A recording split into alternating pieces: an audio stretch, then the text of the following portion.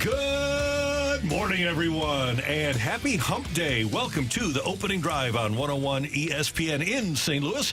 We're at 7:01. Your time check brought to you by Clarkson Jewelers, an officially licensed Rolex jeweler. Brooke Grimsley is here. Danny Mack is here. Matthew Rockio. I'm Randy Carricker. Good morning, kids. How we doing? Everybody excited? Good morning. You are awfully just very wide awake this morning for being up late. So I got my on-the-run Mountain Dew. I was up late. I went to the Eagles concert last night. It was sensational. And and they played a long time, which is great. How long did they play? About 2.5 hours. Pretty good. Wow. They were outstanding. It's their final tour. So they went, and man, they're really good. They're precision. They practice a lot. Best harmonizers I've ever heard, and just super talented. And man, that Joe Walsh, he appears to be out of it still, but he can pick the guitar, man. He's great. I'm moving on from that. How many encores did they do? 3. 3 encores. Yep. Okay. Hotel California, Desperado, and Heartache Tonight. All right. Pretty good. Who would you great. go with? A bunch of people from the station. Tommy Edman, our boss, was there. Marshall Rice, our chief engineer, some other Hubbard radio people. We had a good time. Good. And seeing Joe Walsh, I was thinking about it last night. There was a time, and by the way, we got a show for you today. We're going to talk to Cardinals outfielder Tommy Edman coming up at 8. Katie Wu from The Athletic at 8:45 talking about how Cardinal fans feel about their ball club right now. And then Pro Football Hall of Famer Aeneas Williams is going to join us at 9:15. But Bernie Miklasz and I have both told this story. One time in the football Cardinals last year here, he was the beat writer, I was producing the radio, and they played a preseason game in Memphis against the Chiefs. And it was either after the game or the game was on Sunday, but we were sitting at the hotel bar at the Peabody Hotel in Memphis. And Steve Walsh, St. Louis guy, lead singer from Kansas, was up on stage with a couple of bandmates. And they were just, rocking, and they were good, really, really good. And so we're there for a half hour, and all of a sudden, Joe Walsh walks in and grabs a guitar and starts playing. And so you've got these two Walshes up on stage, and it's just unbelievable. And Joe Walsh is jamming. He was unbelievable. And then like an hour after that, George Thorogood and the Destroyers had been playing in town, and George Thorogood shows up at the Peabody Bar, and he winds up on stage with a guy from his band. So here's these 4 legendary musicians just playing at a hotel bar in Memphis. And prior to cell phones, too. Yeah, exactly. Because right. You would have had people like texting, like, you got to get here, you got to get here. Oh, yeah. And that's probably an intimate setting that you'll never forget. No doubt. Yeah, it was Bernie, and Bill Wilkerson was there, and some members of the football Cardinals PR staff, and it was epic. It was unbelievable. That's pretty sweet. So cool. Yeah, That is it was really, fun. really cool. So let's tell you about sports, shall we? The Bill PECOTA projections are out. Bill played for a long time in Major League Baseball, and then started projecting what was going to happen in Major League Baseball. Matthew, what is saying no? It's a group called Baseball Prospectus who put a lot of hard work into their algorithms and their numbers. Hold on. I do not believe they named it after. Maybe they did. I don't know. Okay, Bill PECOTA, 1986 to 1994. It's a solid career. Royals, Mets, Braves. I just assumed that baseball would be Bill PECOTA. I thought they liked him. They have the Cardinals, and this is really interesting. I guess they've changed the rules in baseball again. They have the Cardinals winning 85.5 games. So maybe they're going to have like a 10-run lead in the 5th and blow it. Or maybe they'll be down 10 in the 5th and win it. And that'll be their half win. The crazy thing is they project them to be the one team above 500 in the Central. Right. Yeah. And win the Central. So it tells you that the Central is weak, at least on paper, and it should also tell you just how good the American League is. That is a real thing when you have to play outside your division as much as the Cardinals or any team does. That is a big deal. And our division is weak, too. Yes, Matthew. PECOTA is a backronym. A backronym. They wanted. They thought that Bill PECOTA was the perfect player to simplify average. So they took his name and then created the acronym, which is what I knew PECOTA as, which is Player Empirical Comparison and Optimization Test Algorithm. I thought that was what they came up with, and it was just a coincidence. They were like, oh, it works with the joke. Apparently, they took PECOTA, reverse engineered the acronym, and apparently that is technically called a backronym, which makes me hate and love the English language all at once. I love it. Wow, that's You ever heard of a advanced stuff. backronym? I No. never have. I haven't either. The closest comparison in baseball, according to Baseball Reference, to Bill PECOTA is Harry Adrianza, formerly of the San Francisco Giants. He's kind of bounced around a little bit. He was supposed to be the Giants shortstop after the retirement of Brandon Crawford. Well, Brandon Crawford has retired, and Adrianza hasn't been in their organization for about 5 years. So anyway, 85.5 wins for your St. Louis Cardinals. What do you think? You happy with that? That's better than last season. If you are saying that you're trying to get better than last season, it is better than last season. It's a massive improvement. Last year, Miami, Arizona needed only 84 wins to get in.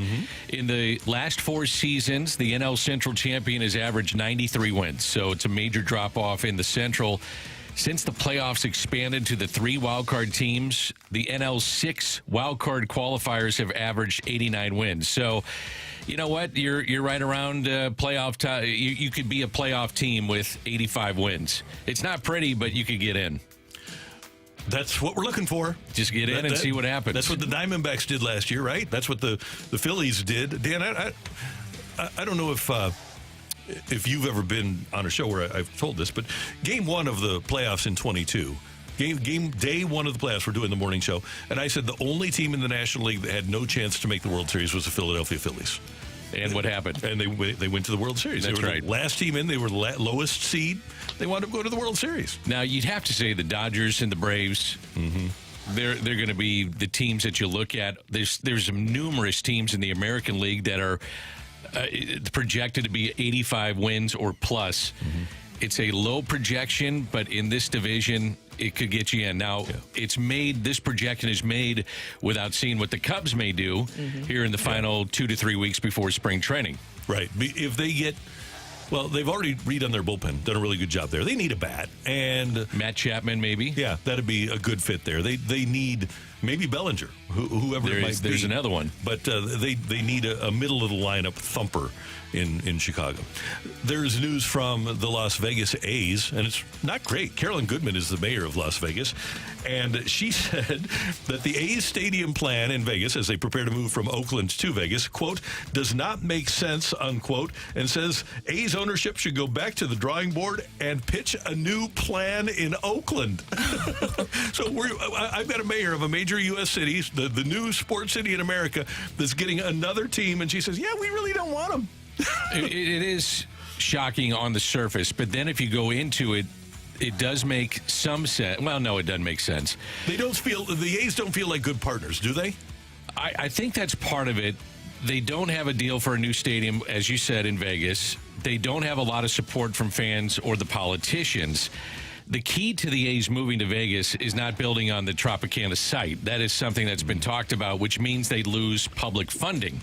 And that's when you start getting the mayor and other people in that they feel they may lose this because of the possibility of a public ballot. And she did go on to clarify her comments in a statement where she said that, of course, that they will welcome them to Las Vegas. But at the same time, you can still see the discrepancy that is going on there, because it seems like the biggest hang-up, as you were saying, is that they were wanting to have it in one area, but the A's are envisioning it in a different area. So they aren't collaborating on exactly what this vision is for the A's coming to Las Vegas. Brooke, it sounds to me like they have some philosophical differences. Uh-oh. And they need some collaboration. The other thing is you need public funding. We heard that before with a stadium. Yeah. Huh. Yeah. But they've got all that gambling money. They do. I guess certain areas don't want it, though.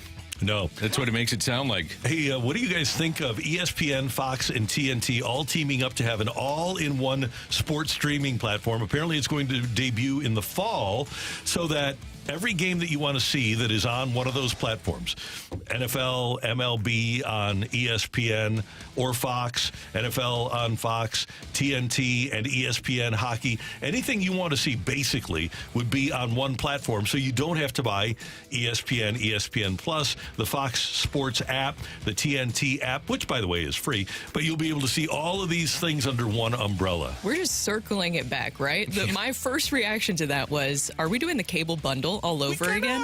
And The Athletic has an article about it right now, and they are projecting that it will likely be around $50 a month, which honestly, that doesn't sound bad. I would easily pay the $50 a month. I pay $85 currently a month for Fubo TV, which I use to watch various different games, but especially Bally Sports Midwest. And to your point, I think YouTube is around $72, $73 a month. So cable bundling, I thought it was dying. Apparently it's not.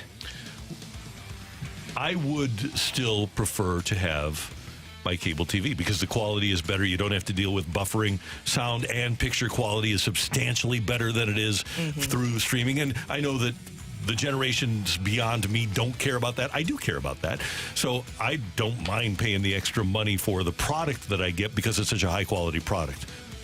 With the Spectrum and the picture, and I get all of those anyway. ESPN, all of the ESPNs, I get Fox, I get TNT, I get everything I need. I don't disagree with that. I do like, though, with streaming that you can access it wherever you are. That's so that cool. makes it really, really easy if you're traveling or even at home. I will just prop up a game on my phone, and while I'm getting ready, I can go into different rooms and watch it, and it makes it accessible to people all over the place. And I would hope that that means less blackouts, different things like that that are the biggest concern that people have when it comes to viewing whatever game and content they want. I think that's the number one thing, is that if you can have accessibility, and we talk about it with baseball here in St. Louis, would this make it more accessible for fans? And that's where you got to get, but this sounds like cable bundling all over again.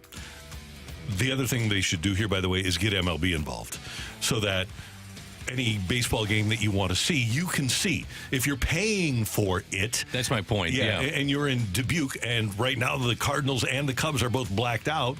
You should be able to get it if you're paying for it. Sounds pretty reasonable to me. Yeah. And so it's a difference if you're on YouTube TV to what they're, and again, these are projections. It's like $50 to $52 a month. So it's a difference of $20 a month. And for some, that is a huge difference in their budget monthly. Right. It's a big deal. It is a big deal. The Super Bowl will be played Sunday. You'll hear it here on 101 ESPN. Pregame at 4. Pregame at 4. By the way, the Blues play on Super Bowl Sunday at 11. Super Bowl pregame at 4. The actual game is, I think, at 5:37 St. Louis time. 5:37. Thank you. That's when they usually do it. And they usually do it pretty accurately, too. But did you guys see the over-under for the... I always love the over-under for the anthem. And Reba's doing it this year. Is it Reba this year? I didn't know that. I knew that Usher was the halftime performer. Yeah. So let me... I saw yesterday, I think it was like 147. I was going to say it's going to be lower. Just naturally, I think. Hold on. I'm going to take the under on whatever it is. Let's see. This year... Reba's going to do a crisp one. On different platforms, it ranges from 86 to 90 and a half seconds. Does it shock you that they would put, and I know there's a million prop bets on how many times they'll show Taylor Swift, and then you can get into how many catches that Travis Kelce will have, which is in the game. But there's people that rehearse this with her. How does that not get out? I know. Yeah. NDAs. Those NDAs are pretty scary. They usually close that bet like quicker than the other props. That one usually gets closed like a long time. But there's still people that have to set up and do this. Yes. That's true. It could sneak out easily. Yeah, it just like that one closes like a day or two before the Super Bowl, though. FanDuel has her at 90 and a half seconds. I'm going over. And by the way, somebody has actually timed out all of her previous renditions of the anthem. She has sung it many times. And let's see. It opened at 86 and it's gone up to 90 and a half because of her history.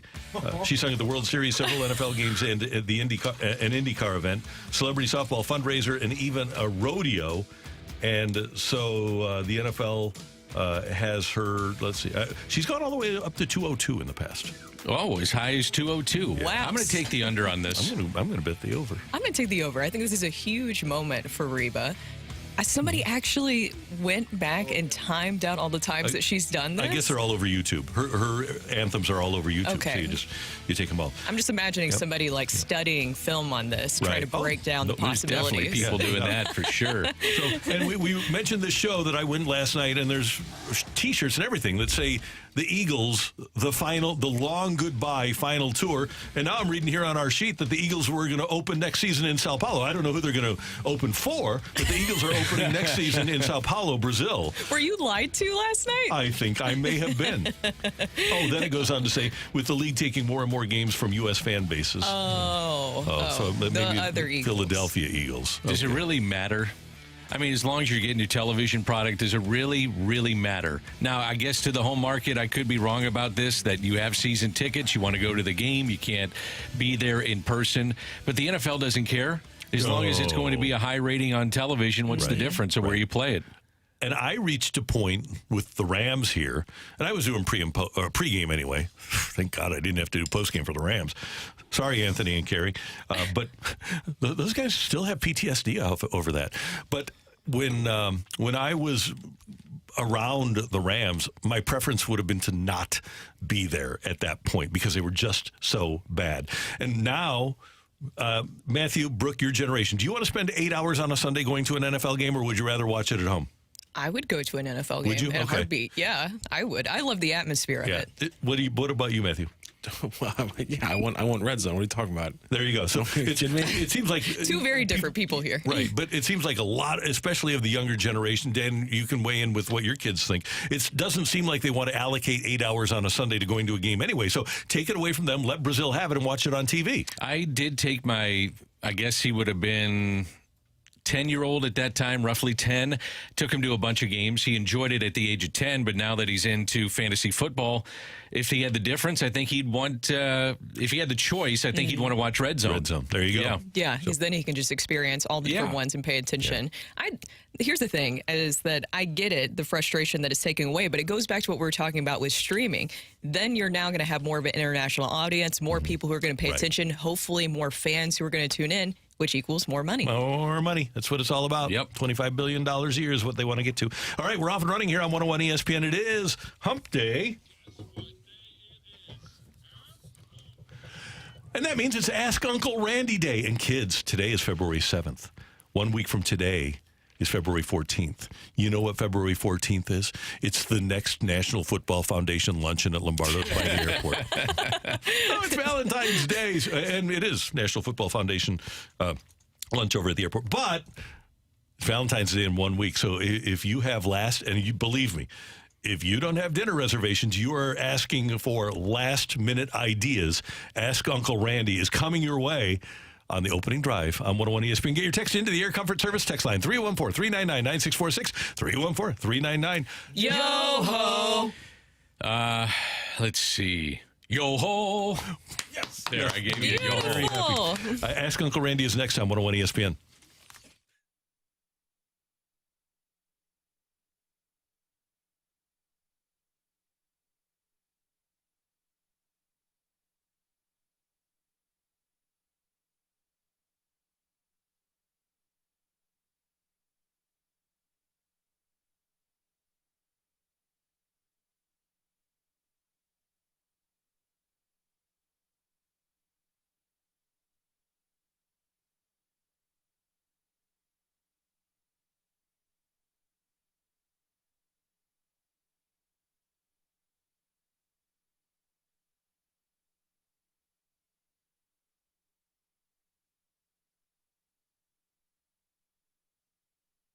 Hey, maybe you've tried to buy a car. Maybe you've tried to get financing for said car, and they said, sorry, we can't help you. Well, if that's been the case, I want you to go to autoloanpro.com, because regardless of what your history is, Auto Loan Pro is looking at the future. And if you can make a payment for a car, you're going to be able to get a loan from autoloanpro.com. Go to autoloanpro.com and click on the Download the Game Plan Playbook button. And that'll explain what Auto Loan Pro is all about.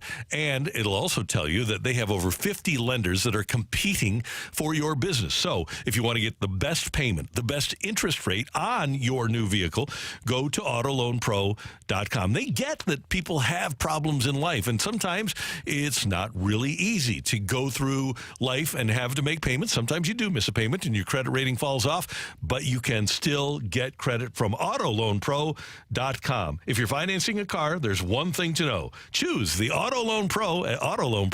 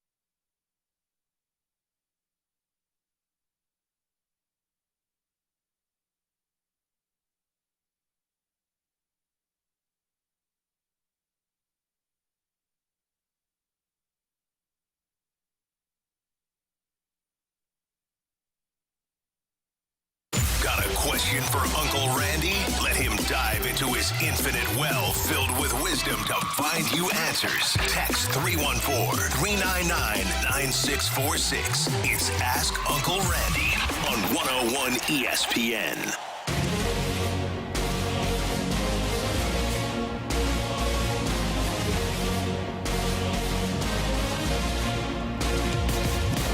I've been around, you know. Hey, the show continues here on 101 ESPN. What kind of a show are you guys putting on here today? We're trying to put on a good one. Top 10 show? Yeah. We're top 8. Yes. Top 8, yes. Bear Yes. Sports Media, top 8 in the whole darn country. Mid-market radio, morning radio. Okay. Mid-market. Yesterday. Okay, let's qualify here. Mid-market radio shows with 4 people that are around the desk. We're number 8 in the whole country. Who's number 1? Do you have any idea? I forgot. Were you happy to be number 8? This is nationwide. 8 is a good number. Yeah, I don't have any issues at all with being number 8. I don't want to be number 1 because then all of a sudden people start expecting it. So you want to be 2? Is that better? 2 would be okay. I think 8 is kind of my wheelhouse. Okay. What's the criteria for this?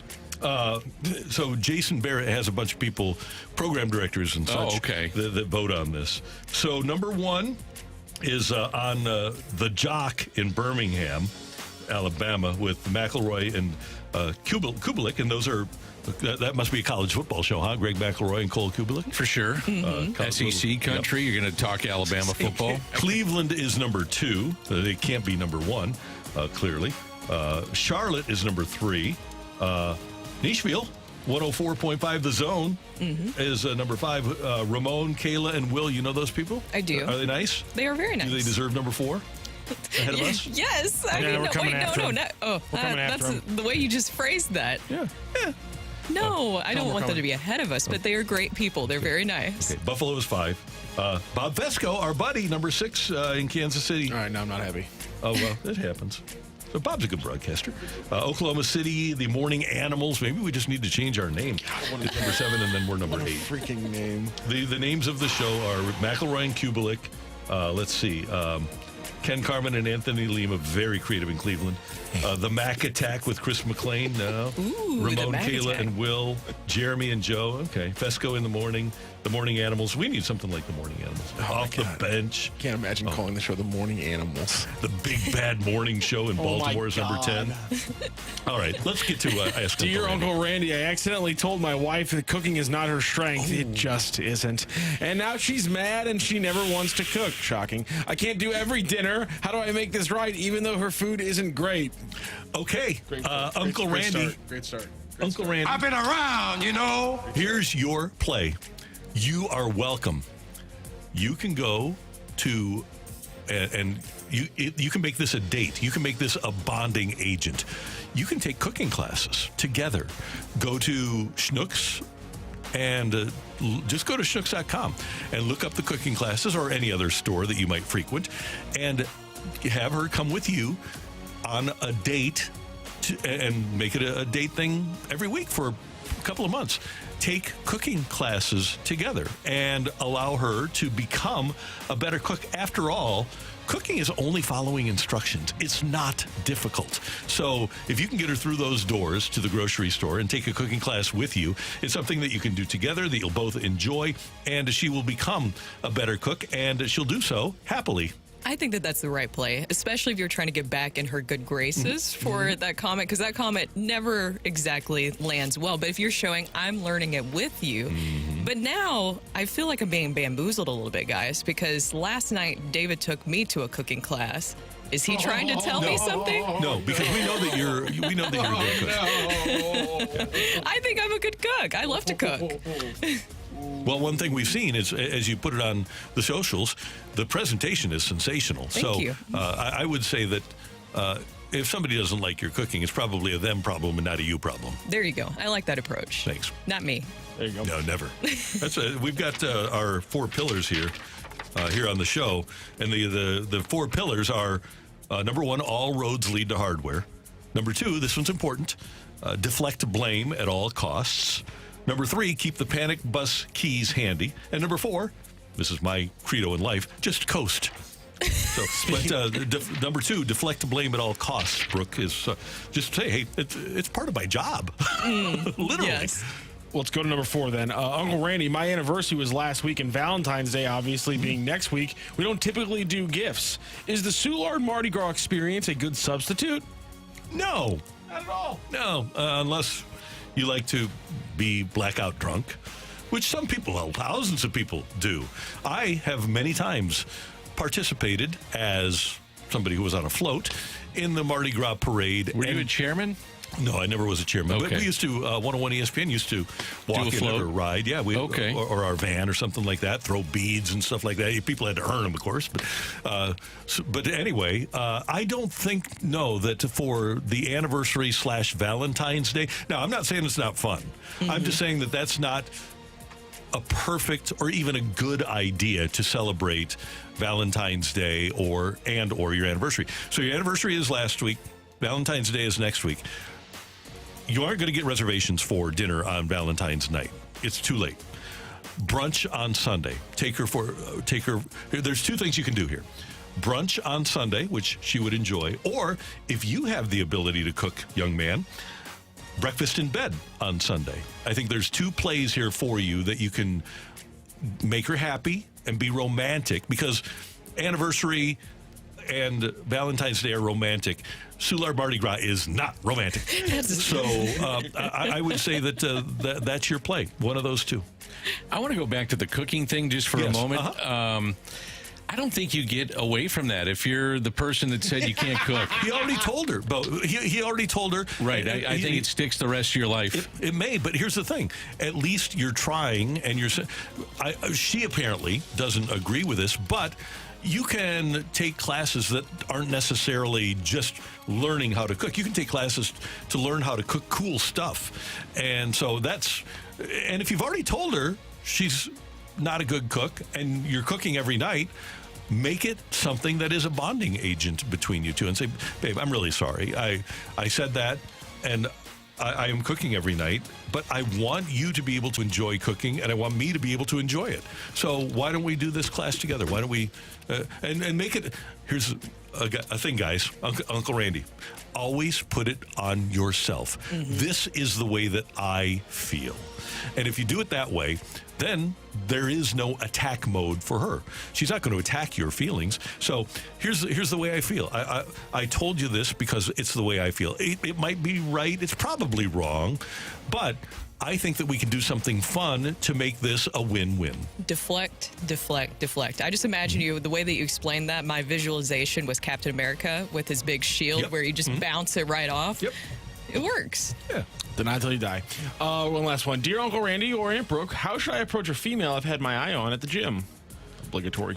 All right. Brooke has been at the gym, and Brooke has had some weird experiences with guys coming up to her at the gym. So, number 1, Brooke, as a female, and a female, you're engaged, but it is an unattached female. How do you feel about the guy that makes moves, whether it's subtle or direct, at the gym?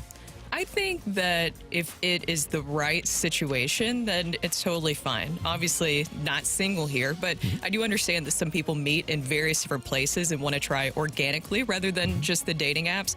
I say that you do it at the right moment, the right time, not being too kind of creepy or trying to sneak up in any way. Maybe at the water fountain, that could be a good play. Yep. Say you come here often to get water. Yeah. To the gym, good. the nice opening line there. Head on over to the Bubba. Go to the Bubba. Yeah. You come here often. You like water.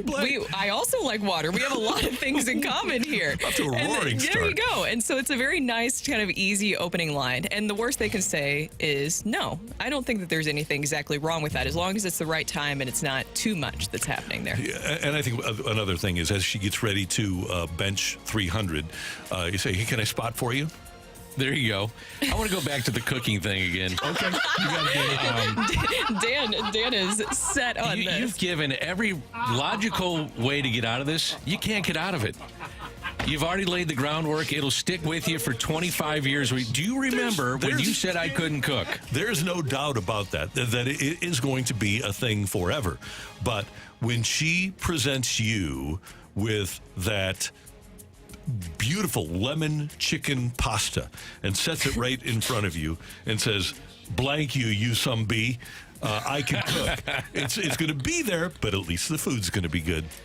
In 25 years, she's still going to say, hey, do you remember when you told me I couldn't cook? Could last forever. Yes. There's no doubt about that. You aren't getting past it, but at least you can improve your eating experience. Okay, I'll give you that, Randy. You danced around this a lot of different ways. I was pretty direct with the idea of cooking classes, but he was more direct by telling her she's a bad cook. That's true. That's true. I'll give you that one. Honesty and communication is important in a relationship. Yeah, it is. That's right. Yeah. See, everyone says it, but no one actually means it. That's the problem. So, He was honest and he communicated that, and now he's in trouble for 25 years? This is the problem. Okay, guys, one more thing. Just one word here for next Wednesday. Jewelry. Okay? Yeah. Just one word. Jewelry. And you're good. Can't go wrong. And flowers. Got to get the flowers, too. Chocolates, maybe? Some people don't like chocolates. Brooke. Ooh, yeah, chocolates are great. You should know what your significant other enjoys in a candy-wise, so get her the right candy. So I don't know what response David gets, but I can tell you this. When I tried to be kind and got her a king-size Reese's, she said, Randy, you're killing me here. Because I'm trying to stay strong. Another great gift, the Chick-fil-A. Do you see they have the heart-shaped biscuits and then also that heart-shaped platter that you can get with the little chicken mini biscuits? And, yeah. Or no, it's like the, you know what I'm talking about. What are they called? It is just chicken minis, Hold right? on, Brooke. right. You want somebody to go get you Chick-fil-A on Valentine's Day? Because it's cute. It's in a nice little heart-shaped box. It's adorable. Yeah, Chick-fil-A is great for any occasion. Emo's heart-shaped pizza. Ooh, another good play. Fantastic. You can never go wrong with Emo's, and especially a heart-shaped pizza. Matthew's telling us that we got to take a You guys commercial are break. true romantics. And I don't know if you can still do it, but White Castle does a really fine dining experience with tablecloths and stuff like that. So White Castle on Valentine's Day, good play also. What if you're sleeping in the same bed? That could be a little rough later in the night. Yeah. Coming up here on 101 ESPN, does the best agent in all of sports do some of his clients a disservice? That's coming your way on the opening drive on 101 ESPN.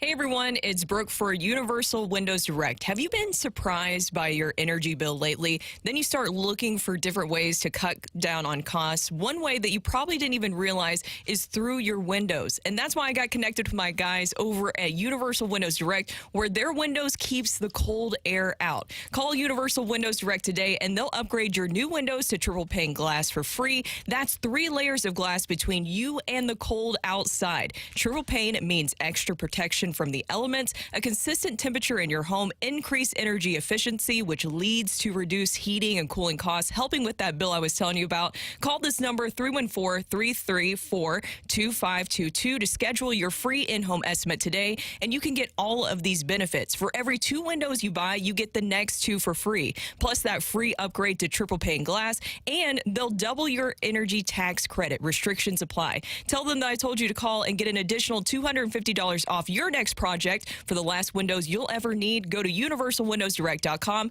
Like me, you'll be saying, I love my windows.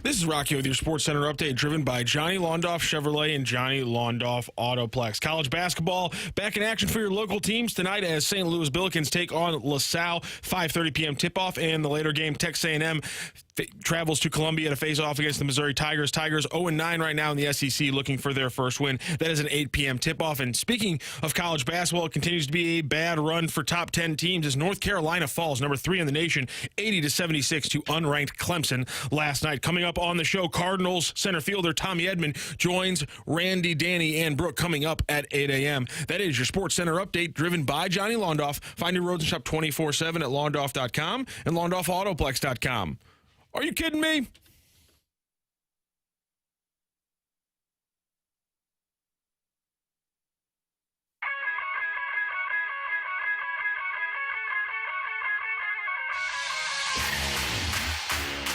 Good to have you with us on the opening drive on 101 ESPN. According to CBSSports.com, 4 of the top 10 baseball free agents for this offseason are still on the market. And those 4, ironically, have something in common besides being on the market.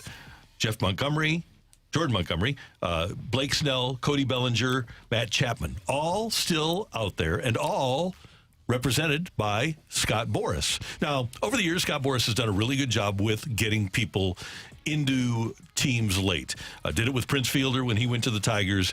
Did it with Matt Holliday when Matt Holliday waited forever to re-sign with the Cardinals. Kyle Loesch, who signed in spring training, but never got the money back that he could have made had he had different representation during that offseason. And that's happened with other guys. Kendrys Morales, Stephen Drew, Dallas Keuchel, never were able to make up that money that they reportedly were offered during the offseason, but Boras was holding out for more, and then never were able to recoup that. It seems to me that as great as Scott Boras is, and there is no doubt that he's the best, but there are certain non-superstar free agent players that he has that appear to be done a disservice. Isn't it amazing that if you're an agent, you work for the player? Mm-hmm. It seems like in his case, the player works for Scott Boras. And again, if I was a player, I'd want to be represented by Scott Boras because he is, as you said, the best in the business, will get you the best deal more than likely. But there are cases in which It hasn't worked. And if I was a pitcher and I was offered a long-term deal, I would sign tomorrow. You just don't know about your shoulder issues. You probably are going to have Tommy John at some point. And if I'm a position player, I'm thinking the same thing. I'm 190-mile-an-hour fastball from getting hit in the face and my career being different and altered. If you get $50 or $60 million, take it. In this case, if you get over 100, take it. There was a report last week that Blake Snell was offered 150 over 6 by the Yankees. Let's keep an eye on what Blake Snell winds up getting. He apparently, Boras, wants 9 years for Blake Snell. Hard to imagine that that's going to happen for a guy who doesn't give you 6 innings on a regular basis. 9 years. Yeah. Wow. For a pitcher that's north of 30. Really? Yeah. Here's the thing is that I understand, and he is a fantastic agent, as you mentioned there. I understand what he's doing, and he has a lot of resources for his players. He's very, very valuable, and he gets his players a lot of money for their value. But at the same time, with pitchers, what always concerns me, because they're so routine-based, is any little thing that is off schedule or throws them off could lead to an injury where they start the season injured. I mean, we've seen it time and time again. Remember the COVID-19 season and how everything happened there. I don't think it was a coincidence that you saw an uptick in injuries happening to pitchers because they're so routine-based that any little thing that throws them off, that's not something that it could lead to a bigger injury. Now, there are people that blame the late arrival of Carlos Rodon with the Yankees last year on that very thing. But Carlos Rodon had been hurt for most of his career anyway. The year that before he became a free agent was the outlier for Rodon. And Boras has done well for people like Harper and Bogarts. The thing is, he has 100 great clients, right?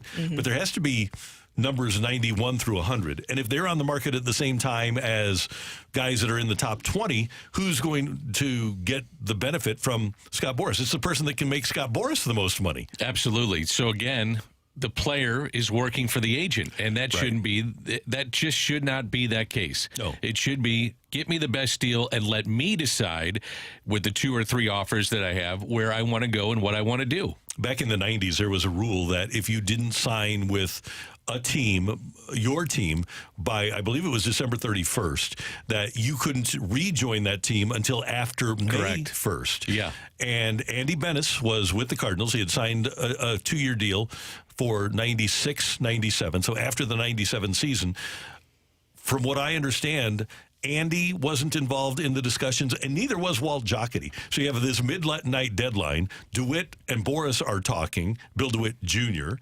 and the deadline passes, and they come to an agreement at something like 12:05, and MLB and the MLBPA say, nope, the rule is midnight. So Andy had to go to Arizona for a couple of years and then come back to St. Louis. Sometimes players say, I just don't want to deal with it. I don't want to deal with the minutia of what goes into this, and I don't want to have bad feelings towards the team that maybe I sign with or don't sign with.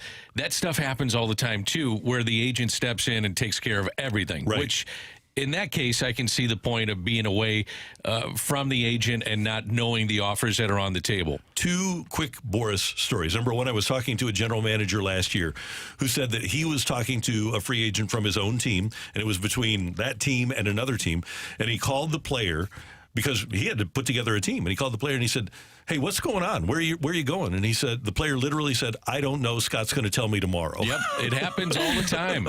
And then another time, and this is with Greg Maddux, who desperately wanted to stay in Chicago with the Cubs for his entire career, and apparently never heard about an offer. And this is, and by the way, this allegedly happened last year, but Freddie Freeman. Freddie Freeman was the one. Yeah. And apparently there was a situation where Maddux didn't hear or wasn't aware of the scope of an offer by the Cubs, winds up signing as a free agent with the Braves, and then when he got close to free agency the year before, told Boras, get me a deal with the Braves. I want to stay here. And so that's one instance in which the player didn't wind up in free agency because the player took charge rather than letting the agent be in charge. It was tough to watch the Freddie Freeman thing last year. Yeah. He should never, ever have left the Atlanta Braves. No. He should have finished his career there. He was emotional when he went back to Atlanta.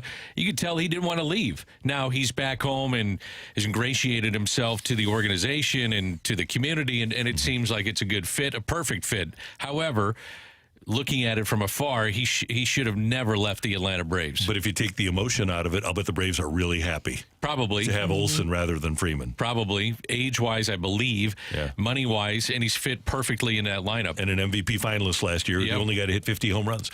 That's Dan. That's Brooke. I'm Randy. Coming up here on 101 ESPN, get your text in for Tioli, 314-399-9646, 314-399-YO-HO. Take it or leave it next on 101 ESPN.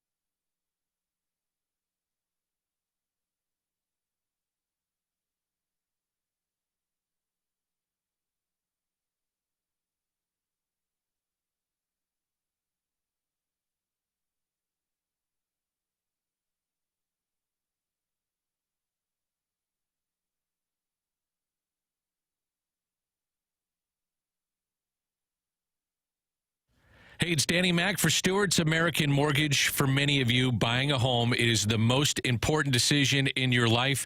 And Stewart joins us now. And I know, Stewie, buying a home, huge in your life, and you want local people to help you right here in St. Louis. Danny, your house is the biggest investment you're going to make in your life. If you're a present customer or an existing customer of ours, we watch rates for you. So we give you the best advice, the best terms, the bagel loan with no closing costs. And then when rates go down, we contact you. You don't have to monitor it. We contact you and grab it. Last week, the rates dropped. Everybody thought the Federal Reserve was going to cut the rates. We went ahead and locked a whole bunch of customers. A day later, when the reports came out, guess what? Interest rates popped up, but our customers grabbed the opportunity because we were monitoring it for them. That's why he's the best in town. Stewart's American Mortgage Corporation. Again, home buying, use local, use a local experience. That is Stewart from American Mortgage. Call him on his personal cell phone, 314-324-4440. Or you can Google the Bagel Loan. NMLS number 226715.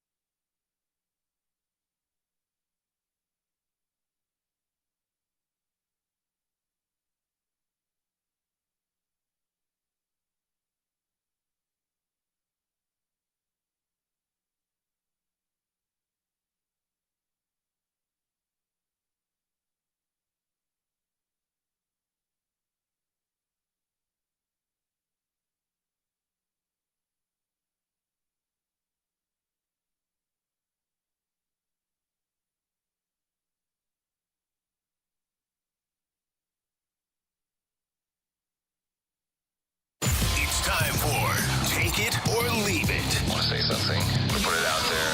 If you like it, you can take it. If you don't, send it right back. Get your text into 314-399-9646 and give us your take it or leave it. Brought to you by Gloria Lou Realty. Visit GloriaHasTheBuyers.com and start packing. That's my final offer. Take it or leave it.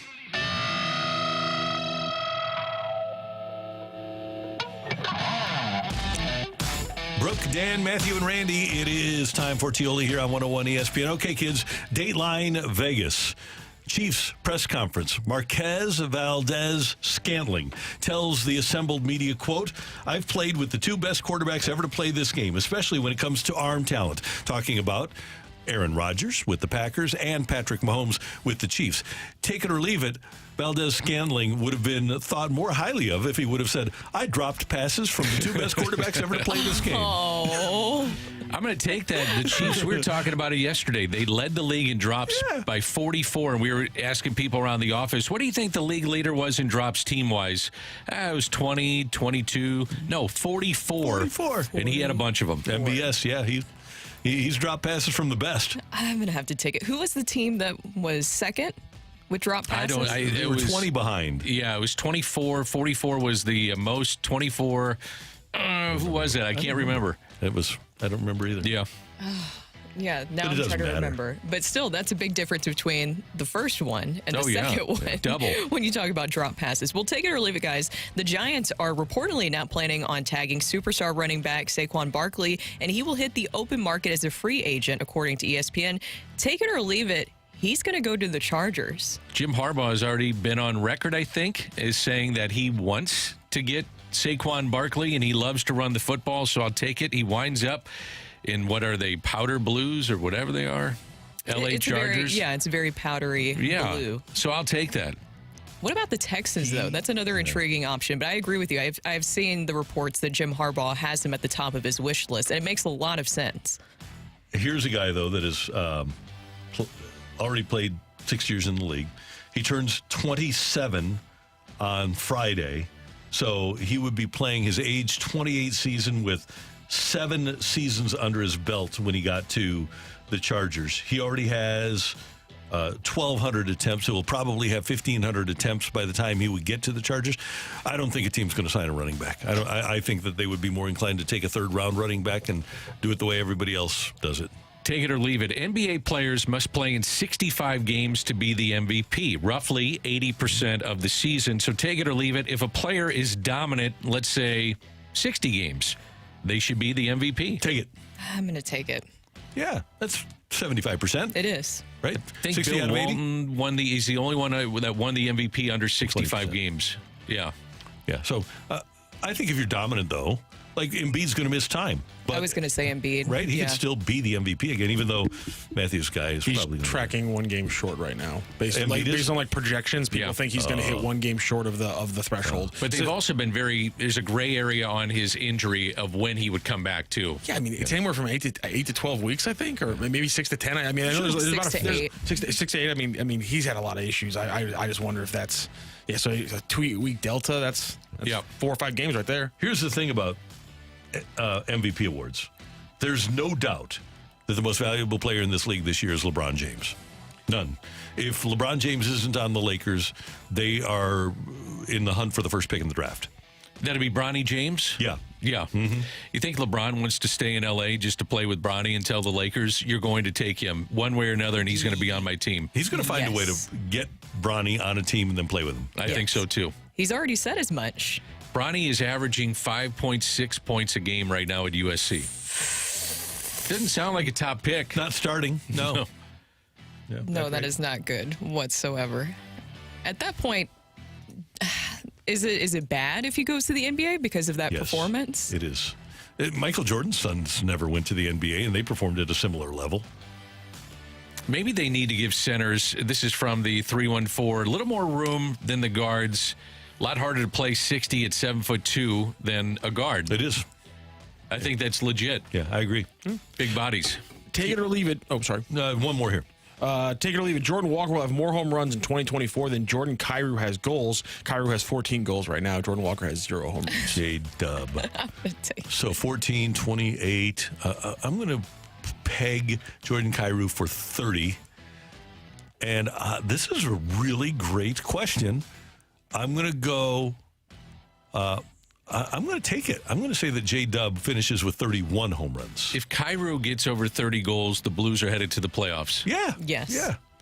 Some of those, I think, would happen on the power play. Mm-hmm. He has been snake-bitten at times. I think if he gets over 30, they head to the playoffs. I think I'm going to have to take it. I think this is going to be a big year for J-Dub. I do, too. I just feel it. I feel it. Good. So the Jordans... The young Jordans in our town, they need to step up and play great. Oh, they do, especially the Mr. Kyrou. Yeah, and number 50 already, that Jordan is already playing well. He's doing his part. 5th most saves in the NHL right now, going into the All-Star break. Pretty impressive. Thank you very much for your texts. We do appreciate them. Coming up here on 101 ESPN, the Cardinal center fielder, Tommy Edman, joins us here on the opening drive on 101 ESPN.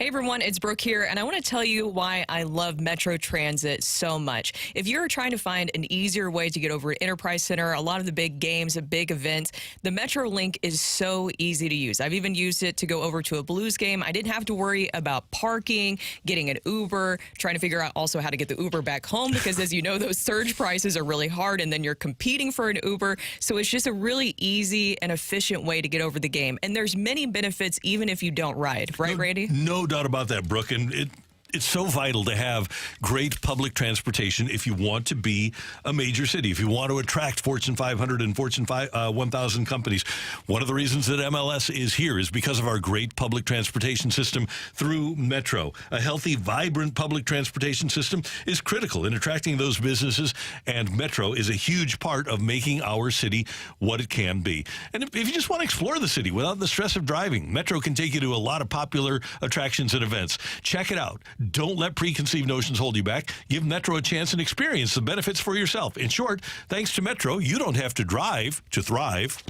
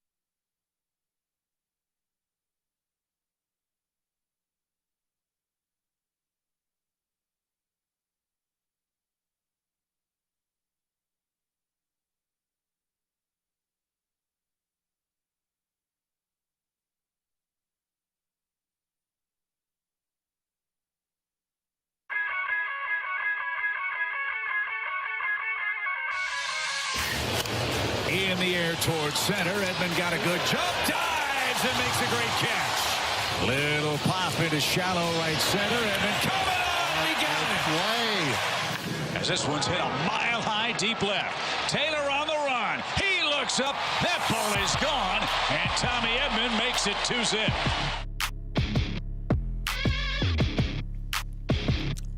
The Cardinal center fielder Tommy Edman is getting ready for spring training starting next week down in Jupiter, Florida.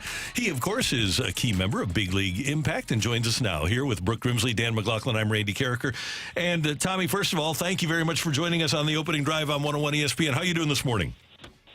Good. What's up, everybody? It's good to be talking to you guys and ready to get going for spring. All right, let's start. I got a couple of things for you. Number one, whenever we refer to you, a couple of us do this. We go, Tommy Edman.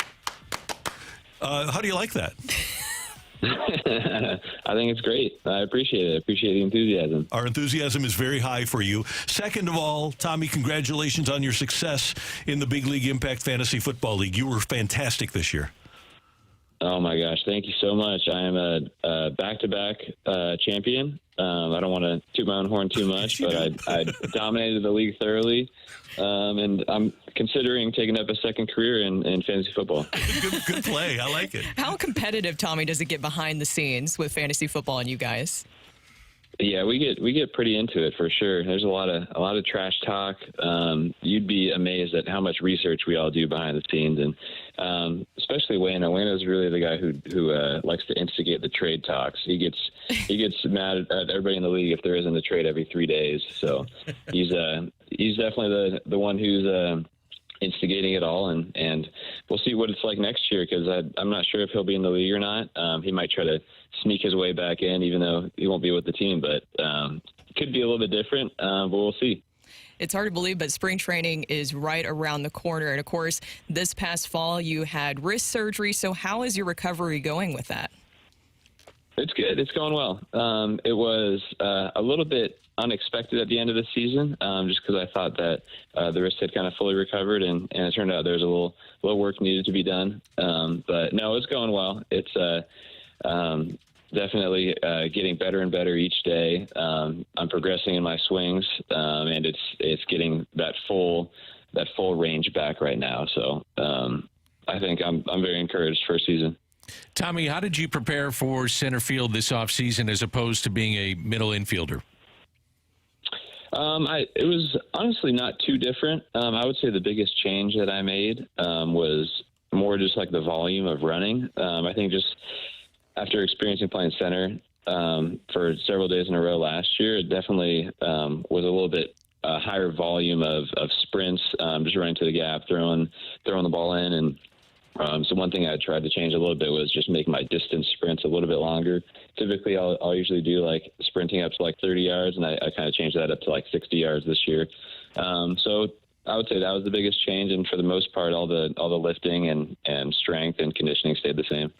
Tommy, fans want every player to be the perfect quintessential guy in their book, and they want you to have the rocket arm. I think you would agree with us. You have a really, really good arm, but you don't have a rocket. So is there any way you have to adjust to play center field with your physical abilities? Is that a concern of yours at all? Well, I think one of the things that helps me out in the outfield is, since I'm used to playing infield, I'm really used to coming in and attacking the ball pretty aggressively. So I think I get to the ball a lot faster than most other outfielders will. And also because of playing infield, I have the quicker release. So I think those two things probably make up the difference in getting and having like 100-mile-an-hour arm from the outfield. The other thing is you always know where the cutoff man is, don't you? Yeah, definitely. When I'm playing infield, I appreciate when the outfielder hits me, so I like to return the favor whenever I'm playing the outfield. How does it feel going into the season? I'm sure that you had a defined role also going into last season, but knowing that this will be your role going into the year. Yeah, no, it's definitely a good feeling to have the front office and the coaching staff state that I'll be playing out there. So I'm it was nice to kind of have that peace of mind. However, I'm still making sure I'm staying prepared at other positions too. You never know what's going to happen. Obviously, anything can happen over the course of 162 games. So I'm preparing to play all center field, but I'm also making sure I'm staying active in the infield, other outfield positions. So it's definitely something I've learned over the past few years is just to be ready everywhere. Tommy, who's been influential and helpful in your transition to the outfield? Well, last year I talked with Willie a lot about kind of just positioning stuff and where to be moving around on the field, given different counts and just reading swings and stuff like that. So he helped out a lot last year, and I'm sure I'll get to work with him more this year.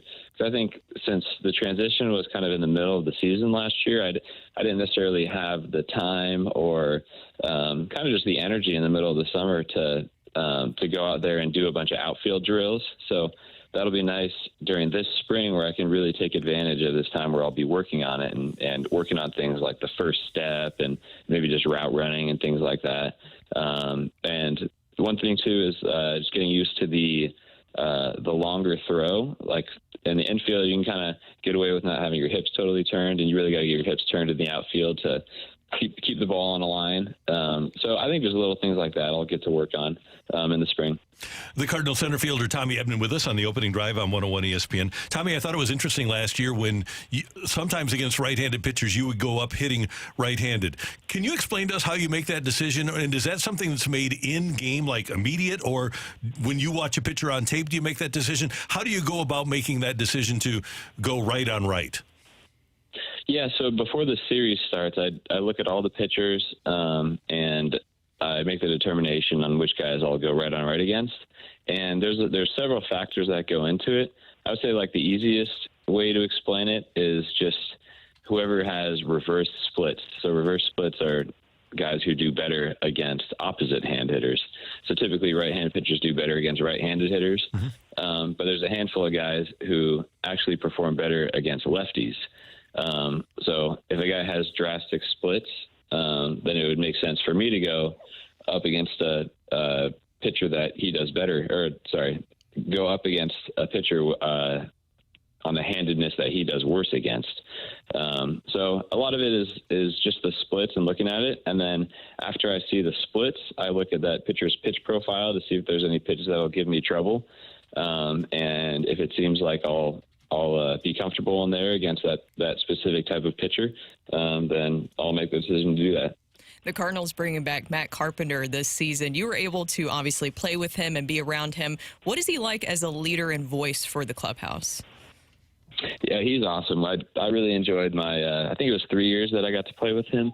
And yeah, like you were saying, he's just a great leader in the clubhouse, an amazing guy, great attitude throughout, and I think having that guy who has been with the Cardinals I think he was with us for 10 years and really knows like everything in the clubhouse, knows the way that Cardinals like to do things. I think to have him back is going to be a great addition in the clubhouse. So we're excited to see him. I haven't gotten a chance to see him yet, but I think he'll be getting down to Florida in a few days. So Carpenter is one of the changes. You've had a lot of other changes with the club. What have you thought about some of the additions to the St. Louis Cardinals for 2024?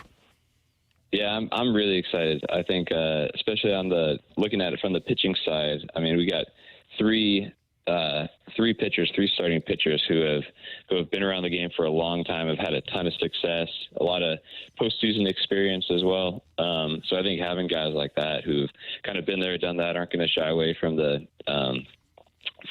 big games, and they all, from everything I've heard, I haven't gotten the chance to meet them all yet, but from everything I've heard, they're unbelievable teammates and are going to be really helpful in the clubhouse, especially for the younger guys. So we're definitely excited to have those guys with us, and I'm excited to meet them all.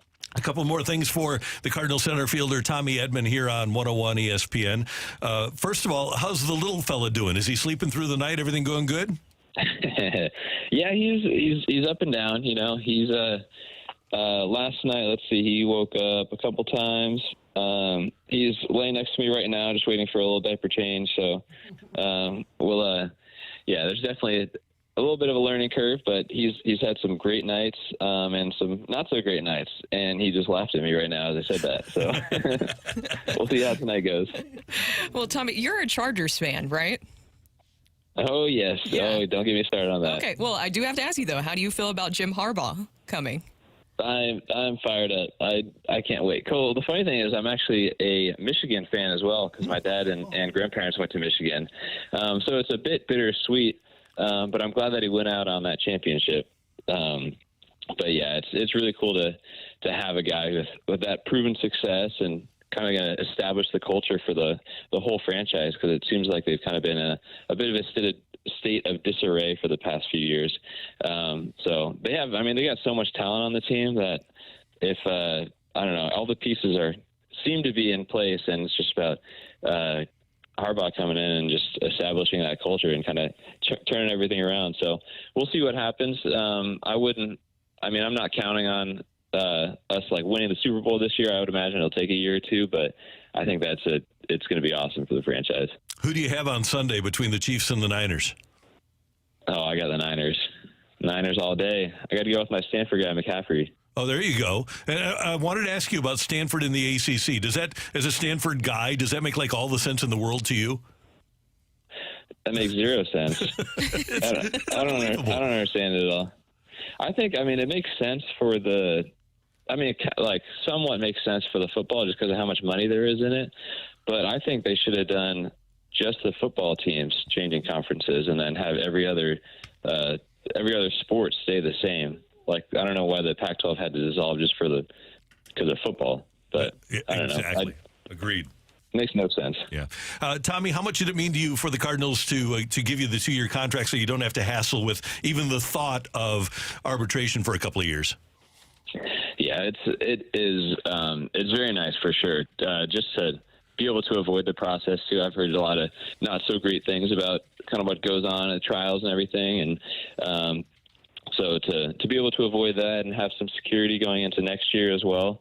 And just going into spring with in a great state of mind, just being able to focus on going out and winning ball games instead of worrying about contract stuff. And my agent did an unbelievable job, and I'm glad him and Mo were able to work together. And I was really pleased. It was great to hear the front office willing to work with us, and I'm glad we were able to get a deal done. Yeah, we're glad that you're going to be here at least for the next couple of years as well. And finally, last but certainly not least, we've talked about how proud you are of having the platform of a major league player, and it's great to have a place to use that platform like Big League Impact. Tell us about what you do now with Big League Impact.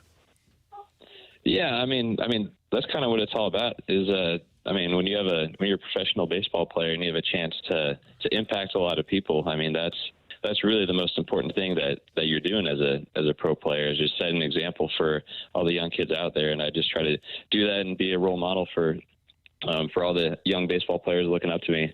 So it's been amazing just being involved with them for the past 5 years. Wayno helping me get involved, and I know Gibson, who I haven't gotten the chance to meet yet, but I know I think he was either the co-founder or on the board as well. So kind of having that continuity on the team is going to be great. And just the things that we've been able to do with the Fantasy Football League, the All-Win campaign, and then last year doing all those community service events and all the road trips. Just the things that we've been able to do through the charity have been unbelievable. And it's definitely been a huge part of my wife and I, our lives the past few years.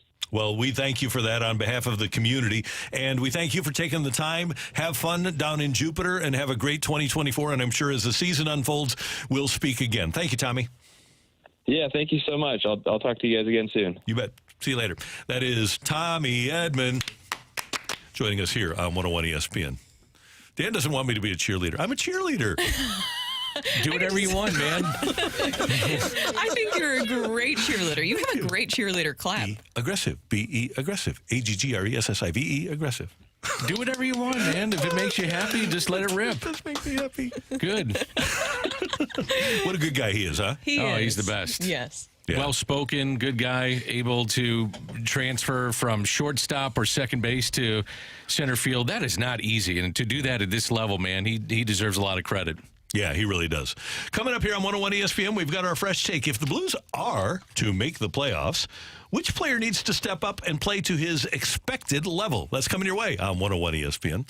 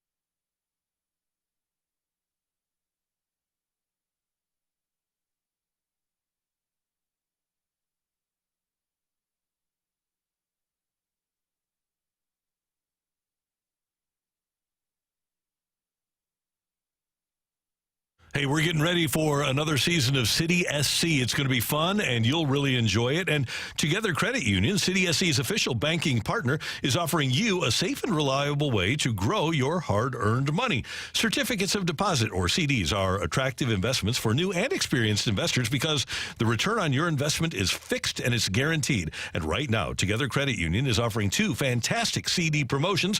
Your first CD rate option is an 11-month CD term with a 5.40 annual percentage yield. Your second CD rate option is a 19-month CD with a 5.00 annual percentage yield. Both options require a minimum balance of $1,000. All you need to do is go to your nearest Together Credit Union branch or visit togethercu.org today to learn more. And don't forget about the advantages that come with having a Together Credit Union ATM card. It does make a difference in terms of being able to get a discount at the team store and go in and get instant access at the gates. Early withdrawal penalties apply and may reduce earnings on the account. Rate offers are accurate as of January 18th, respectively. Rates are subject to change without notice. Other rates and terms available. Membership eligibility required. Federally insured by the NCUA.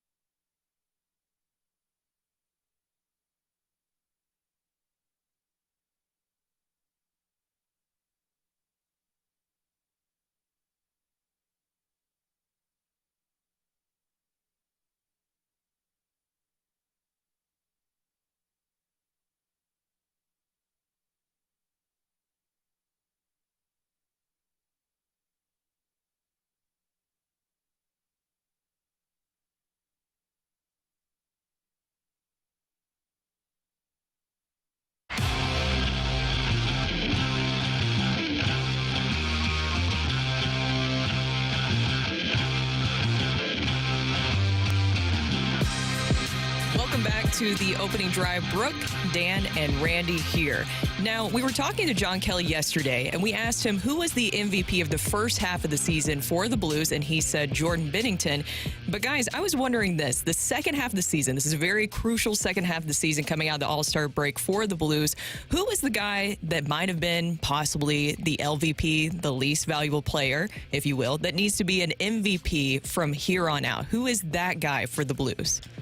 Okay, relative to expectation for me, and I know this sounds weird because I know that you guys have other players to put in this realm, but Justin Falk, in his second year with the Blues, played 76 games, had 47 points, and was a dramatic plus player. He was actually a plus 41 a couple of years ago. Last year, the Blues were bad. He still had 50 points, though, and he was a -4. Right now, Justin Falk is on pace for about 35 points, and that is not enough. This offense, or this defense, needs to produce offensively. And right now, in 40 games, 2 goals, 17 assists. He's been a double-digit goal scorer, 16 and then 11 in his first 2 years with the Blues. Not that he's the LVP, but I think that for depth purposes and the way the Blues want to play the game, I think Justin Falk needs to play the way he played the last couple of years in the second half for the Blues to be a playoff team. I got to wonder how banged up he is. I think he is, Dan. You know, he's just not playing at the level that he was. I'll have an easy choice here. It's Jordan Kyrou. 14 goals in 49 games. You got 33 games left, Randy, and, you know, we were talking about him trying to get to 30 goals. He'd have to go on a tear, and it hasn't shown that he will so far in this season, and you've got only 33 games left. I think the thing that would take them to the playoffs is Jordan Binnington playing above expectations, maybe. I mean, my expectations are really high, but if he just plays awesome hockey down the stretch, they get into the playoffs. I agree with you. I think Jordan Binnington, goaltending has been a big reason why the Blues have been able to get to this point, and they're the reason that they will get you into the playoffs and maybe even past the first round of the playoffs. Dan, I agree with you. I think Jordan Kyrou is the player that I'm looking at where it's not that he had a terrible first half of the season, but it's just that your expectations are always going to be really high for a guy who's making as much money as he's getting, and especially with as long as a contract that he has, that expectation goes up way more. Robert Thomas, I believe he is performing to that level of what you were expecting for that contract. Jordan Kyrou, I'm waiting for him to take that next step. Now, he was doing pretty well starting this year at the beginning, but at that last game against Columbus, guys, how frustrating was that, especially at the end? You remember in that final minute of that loss against Columbus, Jordan Kyrou was just hesitant to shoot the puck from the circle on that 6-on-5. That is something that still is kind of confusing to me because I want to see consistency from him night in and night out. I think anybody that wants to shoot the puck would be on my list. Yes, just I shoot think so. the puck. Yeah, just shoot. Well, how many times do you feel like you've said that this season? Is just shoot it. Every power play.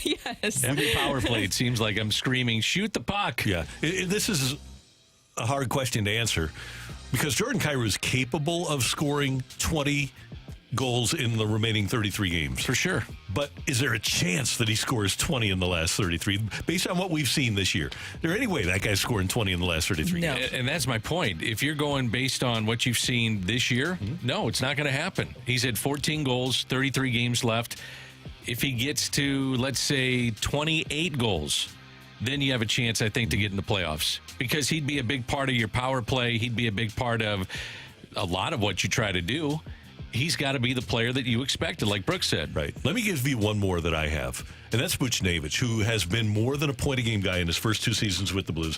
First year, he had first year with the Blues, 76 points in 73 games. Last year, 67 points in 63. This year, he has 39 points in 47 games. He needs to be a point-a-game guy for the Blues in these last 33 also for them. And not that he's ever been an LVP because he's played really well, but offensively, he needs to pick it up. I agree with you. From the through and forward, the person or people that need to step up. 1, Jordan Kyrou. This is in order. 2, Torrey Krug and Justin Falk. Love Falk, but he needs to be more on the offensive side of things. I agree with that. And I don't see it with Krug. I just don't see it. I'm with you, Dan. I don't think he's capable anymore. Yeah. He's a guy that you would love to see be better on the power play. The power play was abysmal to start this season, and he's a big part of it. He's got to be better. And now, if he has a great run with the final 33 games, then I agree. Then he's a big part of it to get you in the playoffs. But I just don't see it anymore. There's nothing I like more than being proven wrong about things like that. For sure. I hope he does, but I'm like you. I'm not seeing it. I got to have Kyrou step up, Bennington play to the level, even a little bit better than he has, to steal you some games and a chance to sneak in the playoffs. Now, with Justin Falk, I do think that he is battling with some injuries, and that could be a big reason why. And I do agree with you that he needs to step up in the second half of the season. What do you think it is with Jordan Kyrou where he can play more on a consistent level? From what I hear, he's just in his own head, and he just needs to let it rip. You guys talked about shooting. That's what he does best as a hockey player. Just shoot the puck. He was snake bitten at the beginning of the season, too. And that has a way to, when you start a contract and all of a sudden you're expected to be one of the top goal scorers on the team, and all of a sudden they're not dropping, so to speak, like a basketball term, you get into a funk. Yeah. And it's at times been a funk for him this year. I thought after the Berube situation, he came out, played hard, played a full game, and where you saw him back check, play defensively. But at times you don't even notice him on the ice. I agree. I feel like he almost needs somebody to start him or light a fuse underneath him constantly. If Ron Caron, the late, great Ron Caron, were still around, he would say to Jordan Kyrou, shoot the puck! He would. That's what we're all saying. Yeah. From the press box, you would be able to hear him. Shoot the puck! Yep. Well, that is our fresh take. Coming up, we have the fight, and we need a fighter. We do? Yep. We need a fighter, as always. If you want to fight Randy, text into our Air Comfort Service text line. That is 314-399-9646, 314-399-YO-HO. The fight coming up next here on 101 ESPN.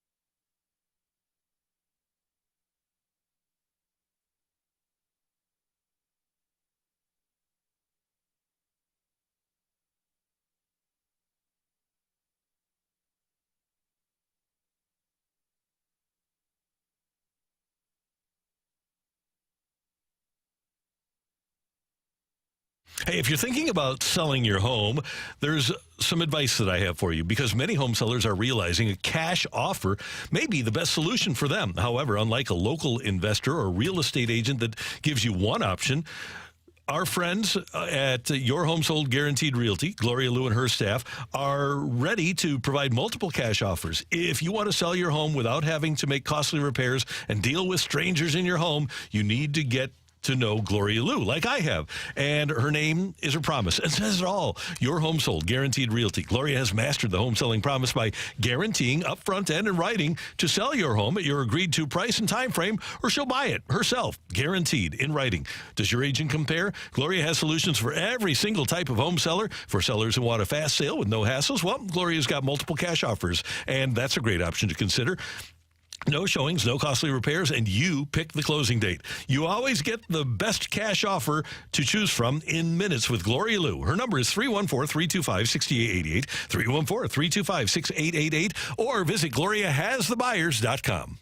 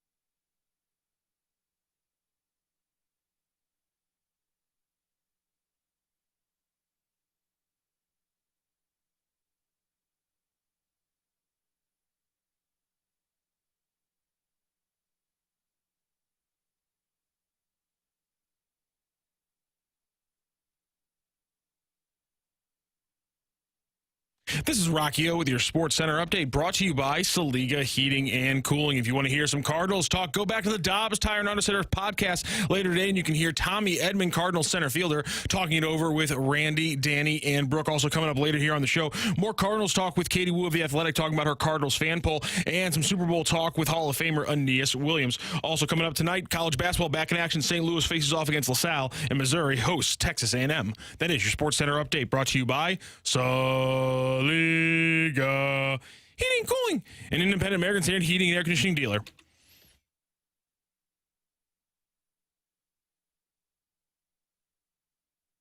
Welcome to the fight. In the red corner, Average Joe Listener. And in the blue corner, the undisputed king of morning drive. Please welcome Randy Carricker.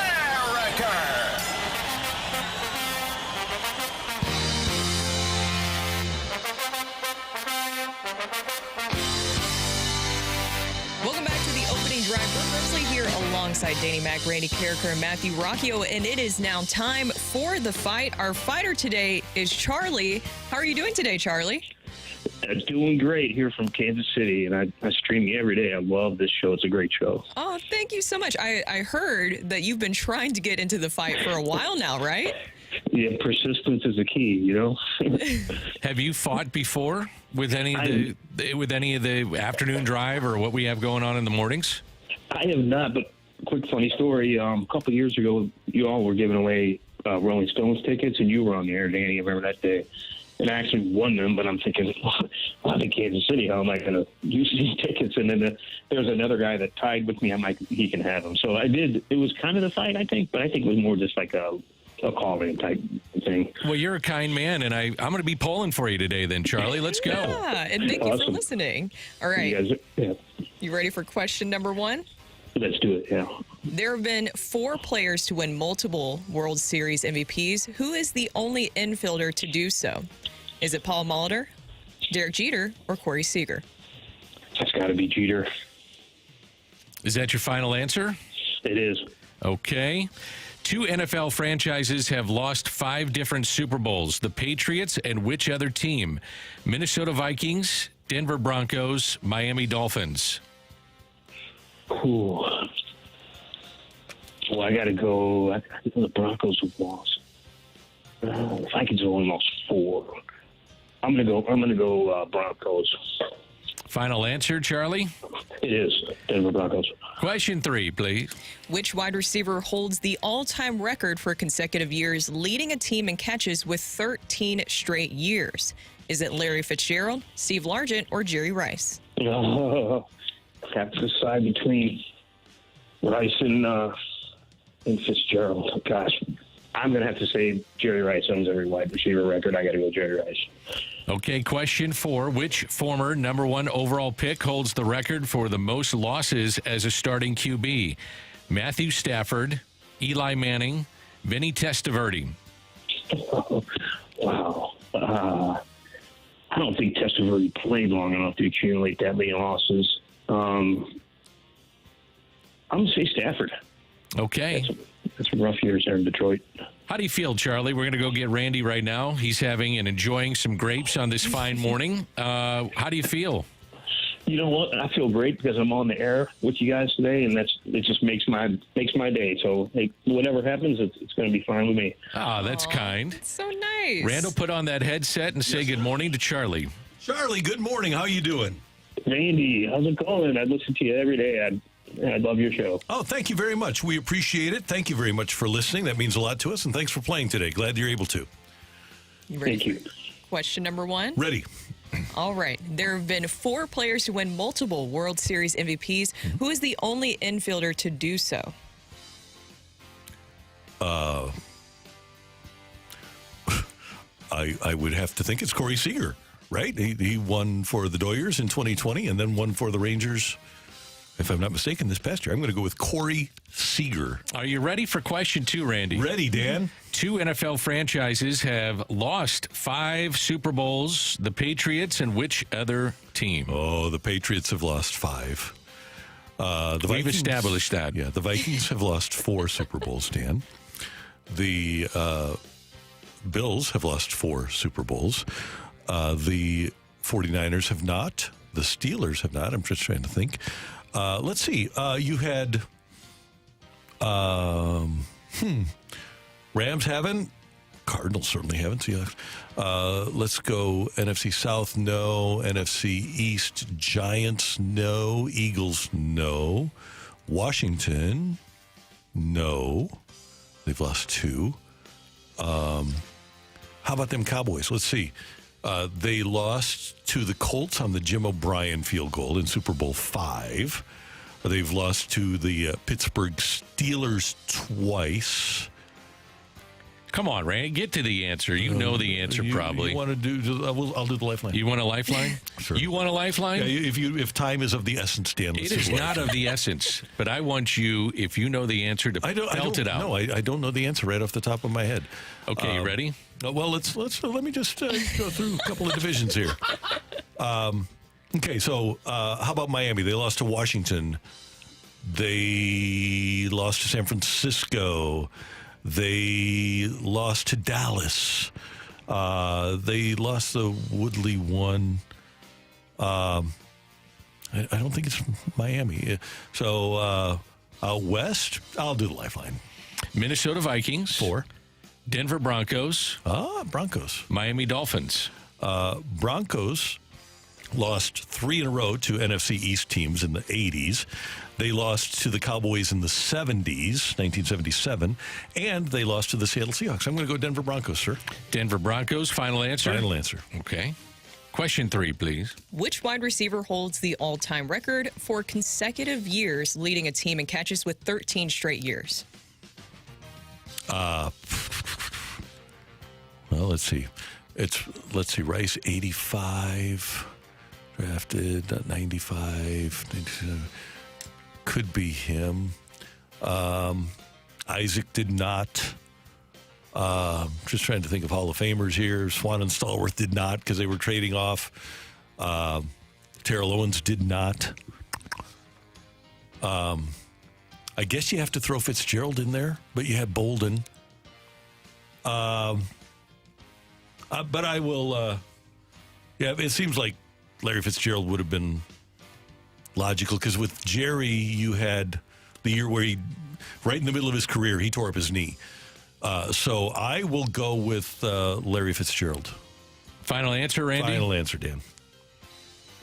Question 4, please. Question 4. Oh, I'm the one who reads it. I was like, I will do question 4 if you want me to. I was sidetracked. I totally understand. Are you ready, Randy? I'm ready, sir. It was a pregnant pause to make sure you were ready. Which former number 1 overall pick holds the record for the most losses as a starting QB? Most losses as a starting quarterback. Former number 1 overall pick. Had to have played a lot of games. So we're narrowing it down to probably Elway, who lost a lot. Manning, who did not lose a lot. Jim Plunkett didn't play enough to lose a lot. Jamarcus Russell didn't play long enough to lose a lot.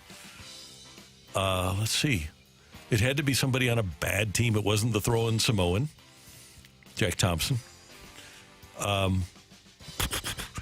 Maybe because he played a long time. Maybe Elway. You had to play a long time to lose a lot. Let me just toss this around in my brain for 1 second here. But I'm probably going to land with Elway. Oh, hold on. You know, I'm going to go with Vinny Testaverde. I'm going to go with Vinny Testaverde as the guy. Is that your final answer, Randy? Yeah, final answer. All right, let's go through the answers. We have a winner in today's fight. Ring that bell. Go crazy, folks! Go crazy! The winner and still champion of the fight, Randy Carricker. The fight is driven by CarShield. Plans to fit any budget. Visit carshield.com today. I'm sorry, Charlie. Randy Carricker hit the jack and he beat you 4-1 today. Oh, that's okay. I've got good company. He does that. There you go. Sorry, Charlie. Charlie, thank you so much for joining the fight and joining the show today. Thanks. Love the show. Keep it up. Thanks. Thank you very much. Thank you, Charlie. People already heard all the right answers, and we got to go. All right. Oh, yeah. We got. What do we got coming up?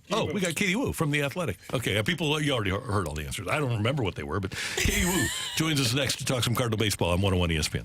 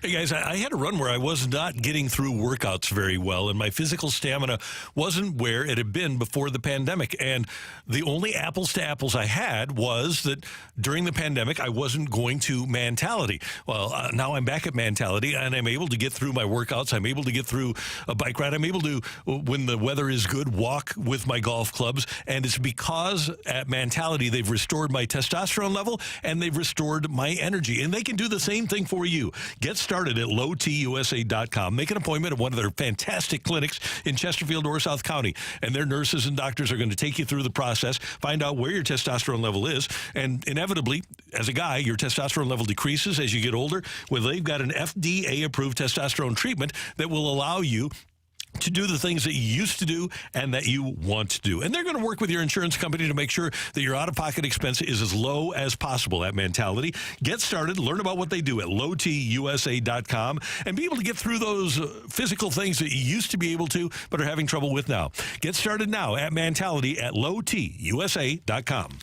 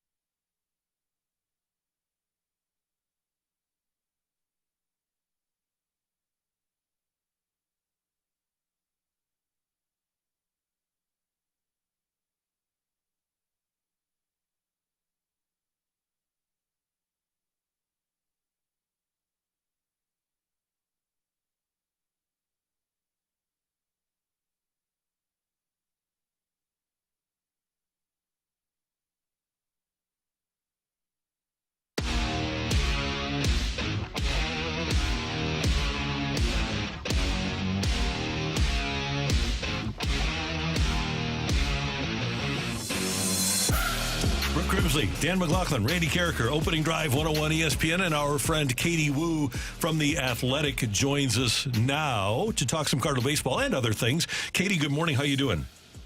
Good morning to three of my friends. So nice to be talking to you. And, of course, a big congratulations to you, Randy, on your induction to the St. Louis Hall of Fame. You're incredible. Thank you very much. That's so nice of you, Katie. I appreciate it. And you are going to be a Hall of Famer too. Your work is amazing, and I feel the same. I feel the same way about your work that you feel about mine. What you do is amazing. But I know you're really looking forward to the Super Bowl for a couple of reasons. Are you a big time 49er fan? So I wouldn't say a big-time diehard. However, since my ability to root for baseball teams has been more or less squashed for the last 5 years, I've adopted the 49ers. I will say, though, not the best planning I've ever done, Randy. My flight to Jupiter for spring training is on Super Bowl Sunday, and not much I can do to change it. So we're just going to hope it's on time, and I arrive there in time for the Super Bowl and, eventually spring training. But Super Bowl first. Okay, so now the big question. Not a huge 49er fan, but you like him. You grew up in the area. But you are a huge Taylor Swift fan. So who you got? You got Kelsey and the Chiefs or the 49ers from your home area? I think the 49ers, because Taylor's already won with this new album she's dropping on April 19th. Yes, I know the exact date. So she's already won. And I think my fellow Bay Area people are due for some love this weekend. So sorry to all my Chiefs fans out there. And sorry, Taylor. I still love you, but I'm going Niners here. All right. And then one more thing from Katie Wu. You tweeted this a couple of weeks ago. In light of recent events, I feel compelled to draw attention back to this announcement, right? You are all actually not allowed to yell at me until pitchers and catchers report. Sorry, these are the rules. So next week, people can yell at you again? Let me say this, Randy. Every time you leave with you tweeted this, I get some anxiety because of what did I put on the internet this time? Yes, I guess those are the rules. Thank you for the reminder that I put that out there. So a week from today, people are allowed to yell at me, but be nice. Be nice about it. That's so good, Katie. When I saw that, I was like, yes, Katie deserves a little bit of a break from people, because I think a lot of people just want to put their frustrations out on you because you're writing out the stories. Isn't that the feeling of it? And that's okay. And, that's why I did this survey. And let me tell you, I think it was a therapy session for a lot of fans. And I'm glad that so many people did it, because it felt more like they were just yelling into air rather than yelling at me directly. And look, I can take it. It's fine. I like joking around with my beloved Twitter followers. But the survey, I think, was a better indication of how the fan base feels. And it was kind of separated into just a different kind of outlet. So I was glad to see so much participation in that one. And that's what I was going to ask you about, because there's very interesting and surprising results that came out with that survey that you mentioned that is out on The Athletic right now. And you had a lot of good questions on there, including how do you feel about the state of the franchise? What was the most surprising result of that survey that you saw? So I'm pulling up the stats right now, and I expected, just based on what I've heard for the last 4 months, for fans to be more fairly pessimistic or very pessimistic than they were. Now, fairly pessimistic won the majority vote with 38.3%, but 20% of fans were fairly optimistic and 28% were neutral. And that was a little bit higher than I expected. Recency bias is a big thing. And Cardinals fans hadn't had a season like 2023 in over 30 years. So I was expecting confidence to drop. And don't get me wrong, it has, but not necessarily to the extent that I was really expecting, just based on the overall vibe of the 2023 season. So don't get me wrong. Still, I think the fan base still is pretty much show me that this is going to work, but it's not as dire as I thought it would have been. What do you think, Katie, is the biggest question going into spring? Well, I think the obvious answer is the rotation, right? What is that going to look like? Is it enough? I feel like everyone's pretty confident in Sonny Gray, and rightfully so. He's a top 5 pitcher last year, top 5 pitcher available in free agency. Can he headline this rotation and be their ace? I absolutely believe so. What about the other 4? What does Miles Michaelis look like this year? Is he going to bounce back and be more of his 2022 version? We know Miles is going to go out there and post innings, but what about the quality of those innings? And we can ask that same question for Steven Matz, Lance Lynn, and Kyle Gibson. So once again, coming into spring, the biggest question is the rotation. Surprise, surprise. It's the new Cardinal way. But there are a couple of other underlying questions, including Where's Tommy Edman's health at? How is Mason Wynn going to hit this spring? And what does the bullpen look like? So I'm looking forward to getting out there and trying to explore a little bit more of that. Katie Wu from The Athletic has a great piece up, the Cardinal Fan Survey, and you can check it out at The Athletic. Katie, in a society that is generally devoid of understanding nuance, I really appreciate your readers because there was this question: how would you rate the job Bill DeWitt Jr. has done during his tenure as owner from 1996 until now? About 60% of the people said above average or excellent. But then, 2 questions later, how confident are you in ownership? And 45% say not very confident or not confident at all. It seems to me, judging by the reaction to those 2 questions and looking at the nuance, that people appreciate the job that Bill DeWitt has done to this point, but they aren't happy with the job that he's doing right now and not confident in his abilities. Is that what you read into those? Yes, I think that's a completely fair takeaway. And look, when you look at the DeWitt tenures for the last 27 going on 28 years, it's pretty remarkable, not just in a baseball standpoint, but for professional sports. And it is completely fair to look at the almost 3 decades of work and objectively say that's an impressive tenure. But it's also fair to say, given the Cardinals' success or lack thereof in the postseason over the last 5 years, and the spending habits of the organization, and we can get into whether or not the Cardinals should spend or not. That's an entirely different debate. It's also fair for fans to say it hasn't been good enough lately. And 2023, the Cardinals are at least hoping, was a horrible anomaly and something that happens once every 3 decades. But fans are looking at the current trends of what the team does in the postseason. I mean, keep in mind the last time the Cardinals won a postseason series was the NLDS in 2019. I have never covered a Cardinals playoff win in my tenure as a beat writer. Maybe it's me. I don't know.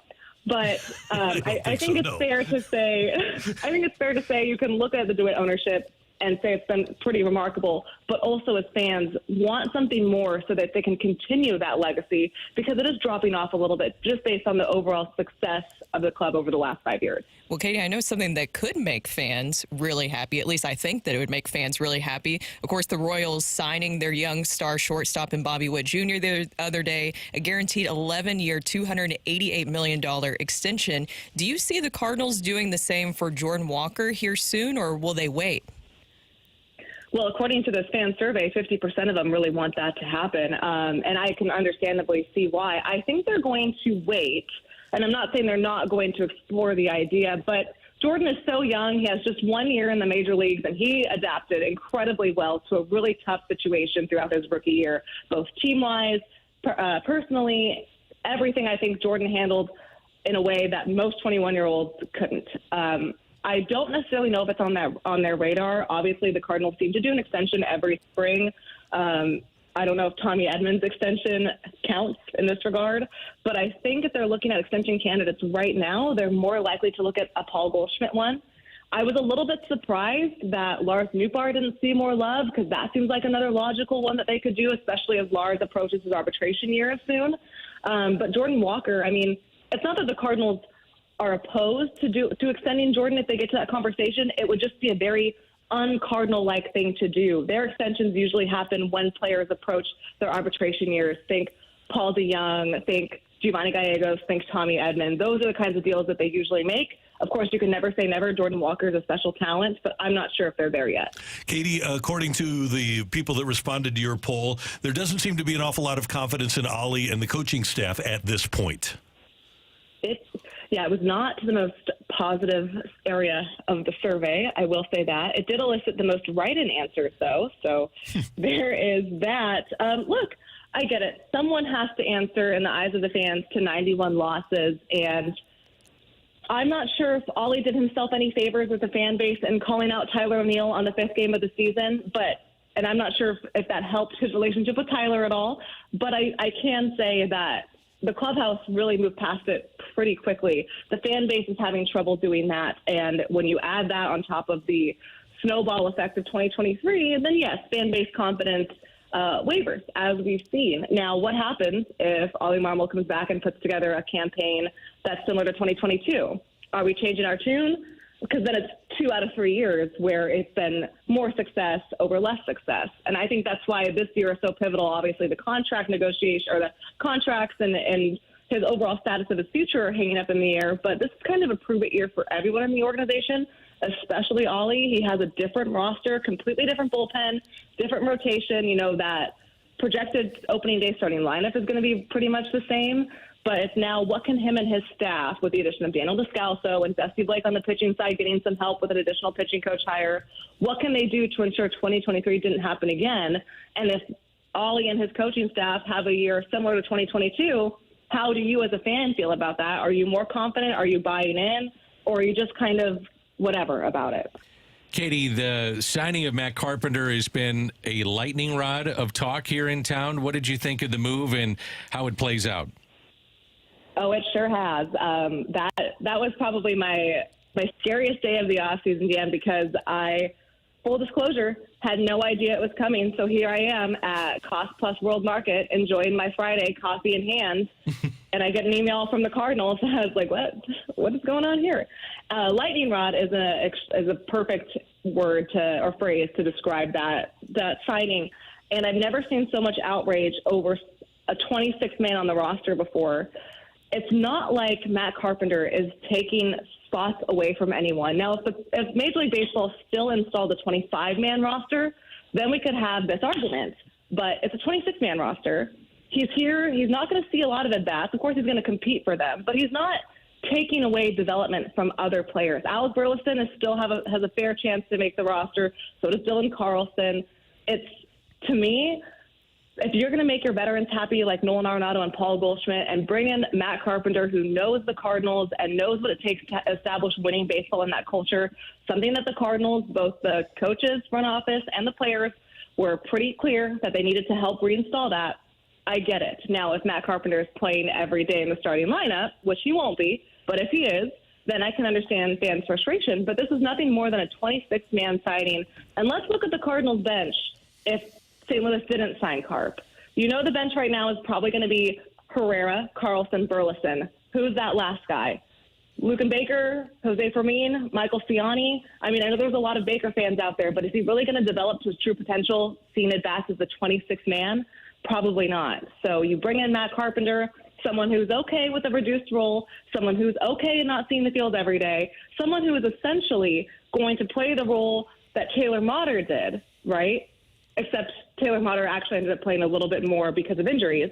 But if the roster stays how the Cardinals are hoping, if everyone stays healthy, Matt Carpenter is the 26th man, and it really, to me, was a bit of a shock that it was such a big deal. But, hey, you know, everyone's entitled to their own opinion. Well said and well explained, Katie Woo. A rule here for Opening Drive Nation, no yelling at Katie Woo. This is a new pillar. It's going to be a rule, and we aren't going to put up with people yelling at you. No yelling until next week, till pitchers and catchers. Yeah. And then fire away. Yeah. Hey, have a great spring. Enjoy yourself down in Jupiter. Are you going to bring your clubs with you? I'm doing 2 stints in Jupiter. So the second stint, I'm bringing my clubs. First stint, however, I have really gotten into pickleball. I played exactly 1 time, but I am obsessed with it. So I bought the whole St. Louis Riders Beat a pickleball set. It's hot pink. It's so cute. And we will be playing pickleball. Whether they like it or not, we're playing pickleball afterwards. That's fantastic. Have a great time. We'll talk to you while you're down there, and we'll talk soon. Thanks, Katie. You got it, guys. Talk later. See you later. That's the great Katie Woo of The Athletic. 101 ESPN. And if you have not subscribed to The Athletic, Katie's work is magnificent. Jeremy Rutherford's work is spectacular at The Athletic. It is a must subscribe if you're a sports fan in St. Louis. It is. And now I feel like we need to have a group media pickleball tournament. I would agree with that. By the way, have you guys seen MLB and Netflix are doing their own version of the NFL's, we talked about this the other day, Hard Knocks this season. Oh. Netflix spending the 2024 year with the Boston Red Sox for a docuseries. And then they're going to have a documentary on the 2004 World Championship team, which beat the Cardinals. That's been reported by Bob Nightingale. Ooh. What's the name of that stupid Jimmy Fallon, Drew Barrymore movie? Fever Pitch. Fever Pitch. Stupid. Stupid movie. You didn't like that movie? You know, they went on the field, actually, at Busch Stadium at the end. I hate them. What was cool? Hate's a strong word. I strongly dislike them. You know what was cool, though, is Cardinal fans inviting Red Sox fans to come down, celebrate, and be close to the team. I mean, that's class, man. We were classy, yeah. Except for the way we treated Keith Kachuk. Yeah, well, he took it. Yeah, yeah, he took it well. But yeah, he was a Sox fan, and he grew up a Sox fan. He should be. Yeah. But I just didn't like them running on. I didn't like Drew Barrymore and Jimmy Fallon running on the field after the game. I agree. Why it was I didn't like it either. Coming up, we've got a quick rush hour reset, and then our friend, the Hall of Famer Aeneas Williams at 9:15 here on 101 ESPN.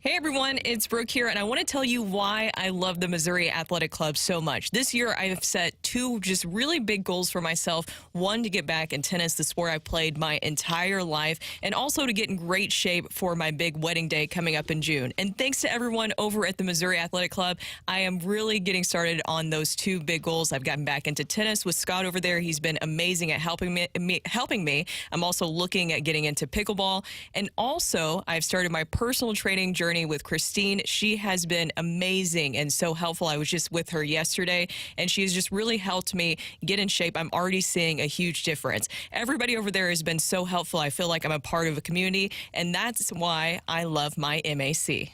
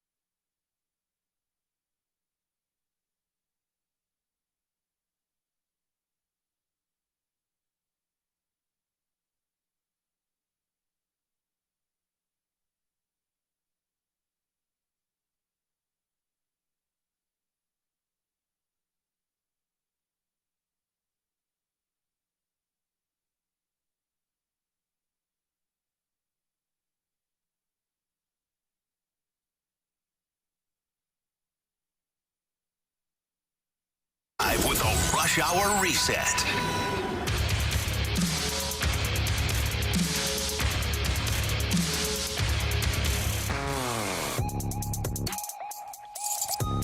Time for a quick rush hour reset here on 101 ESPN. Aeneas Williams is coming up in just a few minutes. Brooke, Dan, and Randy. Super Bowl 58 is Sunday in Las Vegas. And obviously, the media is spending a lot of time with the players.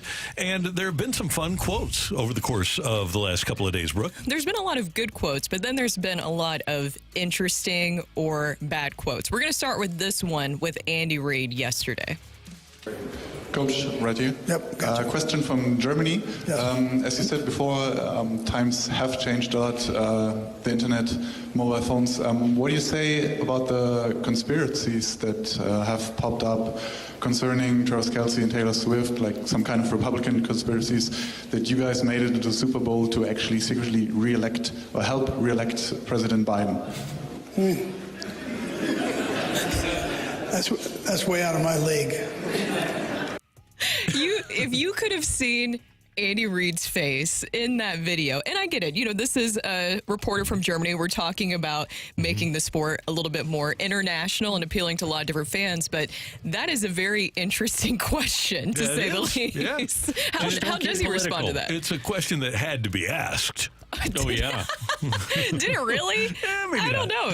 Are there people wondering this? Yeah. And then you have another one, because, Randy, I actually sent this to you yesterday. There was a meme going around talking about how Brock Purdy looks like Lee Harvey Oswald. So a reporter made sure to ask Brock Purdy about what he thinks about that.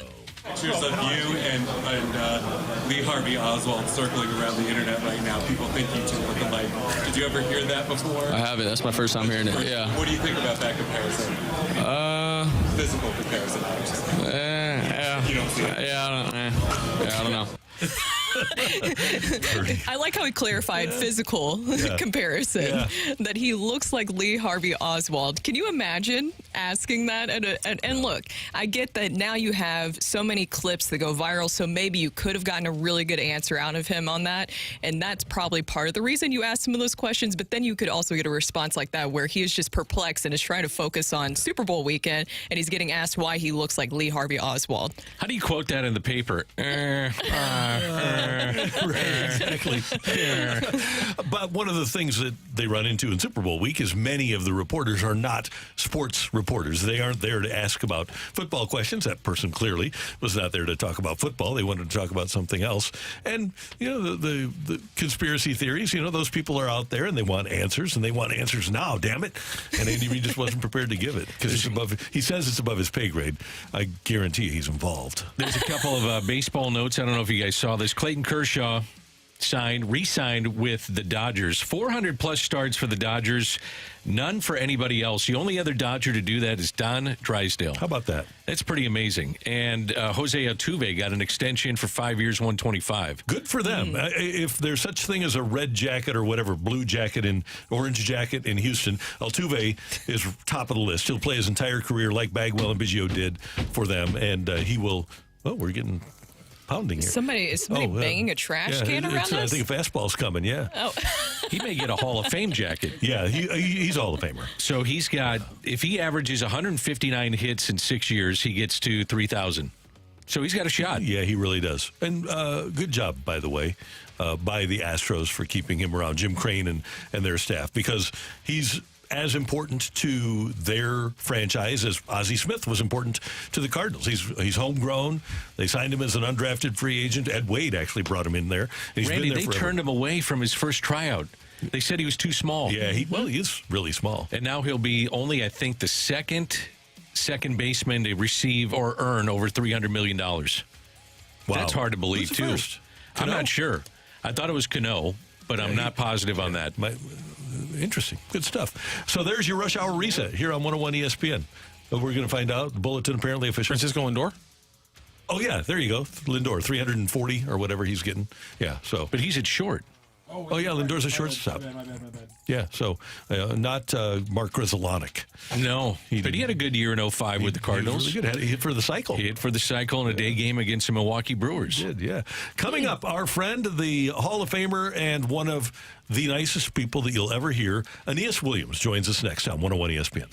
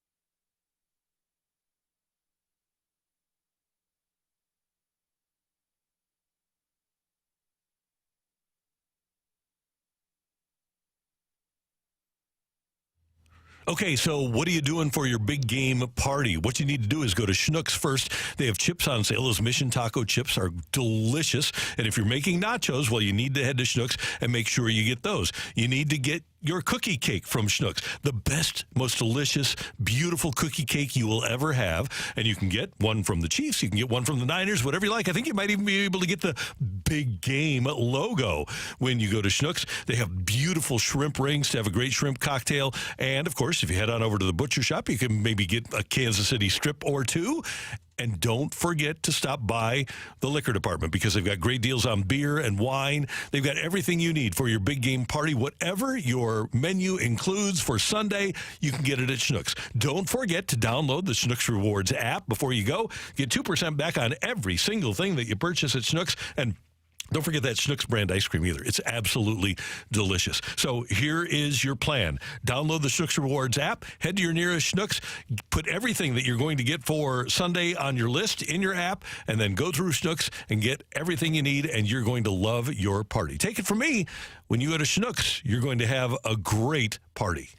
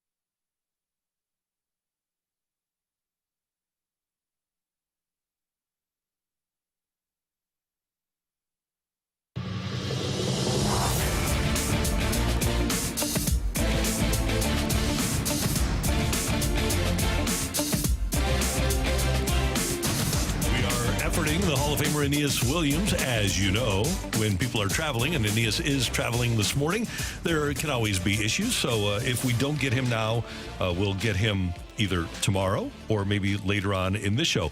But what we'll do is we'll flip segments right now. And one of the things that we asked yesterday was, has the Hockey Winter Classic, which the Blues are apparently going to be involved with next year. It's going to be officially announced today, if it hasn't already been announced, that the Blues are going to play in next year's Winter Classic against the Chicago Blackhawks at Wrigley Field in Chicago. This year, there were a lot of things going on with the Winter Classic. It was going against the college championship games. Was it on TNT? I think it was. It really wasn't heavily promoted. Didn't get very good TV ratings. And now that they're going back to Wrigley Field for the second time and everybody pretty much has played in a Winter Classic, the question popped up, has the Winter Classic run its course? I like the idea of the Winter Classic. I enjoy it a lot. I think it's a very cool and interesting thing to watch. I imagine if you actually go, and I'm sure somebody could text in if they have been able to go to a Winter Classic before, it looks like it would be a lot of fun, a lot of fanfare around it. My only thing is that they don't promote it that well. Sometimes I feel like, oh, I forgot that this was happening, or I didn't even know that this was happening, and all of a sudden it pops up. And as you mentioned, The Blackhawks have already had this. This is their third time in a Winter Classic game, as you mentioned, twice at Wrigley and another one at Notre Dame. And I would like to see different teams. Now, what I am looking forward to, because I'm very excited that the Blues are a part of this, I do think if you're going to try to make it interesting, promote it really well, then it needs to be a rivalry game. And I do think that the Blues and Blackhawks are still a really good rivalry, especially with Connor Bedard and hopefully the addition of Jimmy Snuggerud next season. I would love to see an all-day event. Make it a neutral site and start at like 8 in the morning and start putting all the rivalries together. I don't care if it's a doubleheader of it, but start, and it's hockey day in North America. And you have hockey all day, even a late game started at 10. I don't care.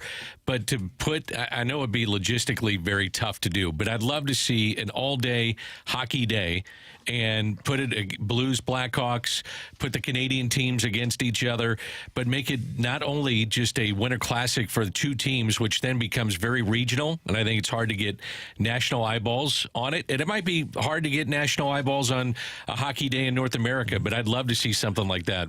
Does it matter? Do you care if fans are in the if there are stands and fans?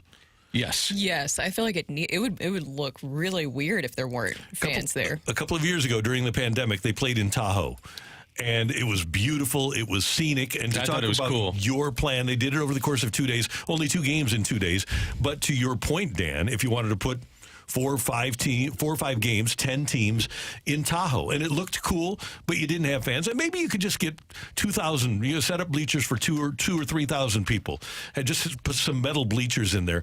I think that'd be really cool. Would you do it at a different site? So don't go to Wrigley Field, don't go to Busch Stadium, go to a place that never has had a hockey team. They may love hockey, you know, it may be a great college venue. Go to Michigan, go to somewhere like that and put it in a huge stadium and see what you can do with an all-day event. How about Wayne Gretzky's childhood home where Walter Gretzky built a rink for him in the backyard? That would be cool. That would be so cool because I loved the MLB Field of Dreams game and how they did that and how they played up. And there weren't that many fans that were there. That would be like the hottest ticket to get if you were able to go to that. If you do something like that where you kind of make your own rink and have maybe a few select group of people who are there to come, that would be so interesting to watch. And there are so many now opportunities. You could play here, whether it's at Centene or out in Chesterfield. You don't have the rink where Matthew and Brady Tkachuk. But how about having a game with either Matthew or Brady at one of the youth rinks in St. Louis, or the rink where Austin Matthews learned how to play in Scottsdale, and have Toronto visit the Coyotes, which would draw the same amount of people because they're playing, right? I think there are so many creative ways to go about this. I think we all agree, you don't need to have 30,000 fans. I think you could do it with 3,000 fans and still have it be a really compelling piece of programming. I think you could do it. I love the idea of going back to somebody's home. I don't know where they're all going to shower, but, you know, I'm not worried about that. Logistically, I think we can make this thing work. NHL's got a lot of money. I don't know. I'm just trying to think outside the box to where you get more casual fans to enjoy it and do something really different because the Winter Classic, to me, if the two teams are in it, the cities are interested, I'm not sure it's getting the national appeal that it once did. That's exactly what it is. It's only the cities that are interested. Blues and Blackhawks, St. Louis and Chicago will be interested next year. Nobody else will.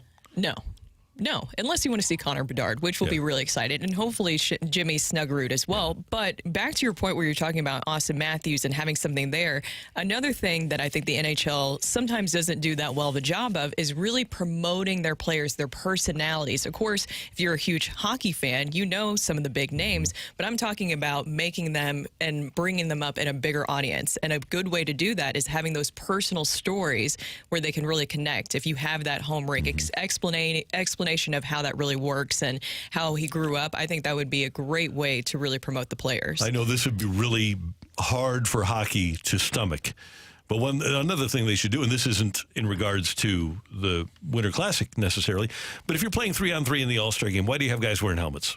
You know what? That is a legitimate point to be made where you see some football players without their helmet when they go to the sideline, but you do wonder what these guys look like in trying to promote the sport and get individuals that are showcased to the general public. That's legitimate, man.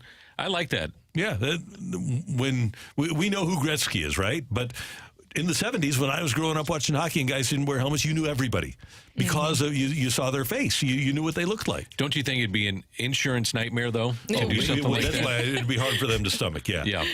So take a slap shot off the head, and they say, we were able to show his face. But that's the thing about the All-Star game the other day. Nobody was trying. Nobody was shooting hard. Everybody was just kind of skating around. So how bad was the thing with Nikita Kucherov? Yeah, exactly. Who needed a helmet when he had the puck? And he wasn't skating. No. Barely skating. Yeah. That was a bad look. It was. I thought that was a bad look for the league and a bad look for him. Yeah. If you don't want to be in it, just take yourself out of it and say, I'm dealing with a bum knee. But to sit there and, not go 100%, I just thought that was a bad look. Yeah, I'm with you 100%. Coming up, we've got Super Bowl 58 coming up, a little bit more from that. Plus, the Eagles are going to play in Brazil to start next season. Is that a good move by the or the NFL? That's next time, 101 ESPN.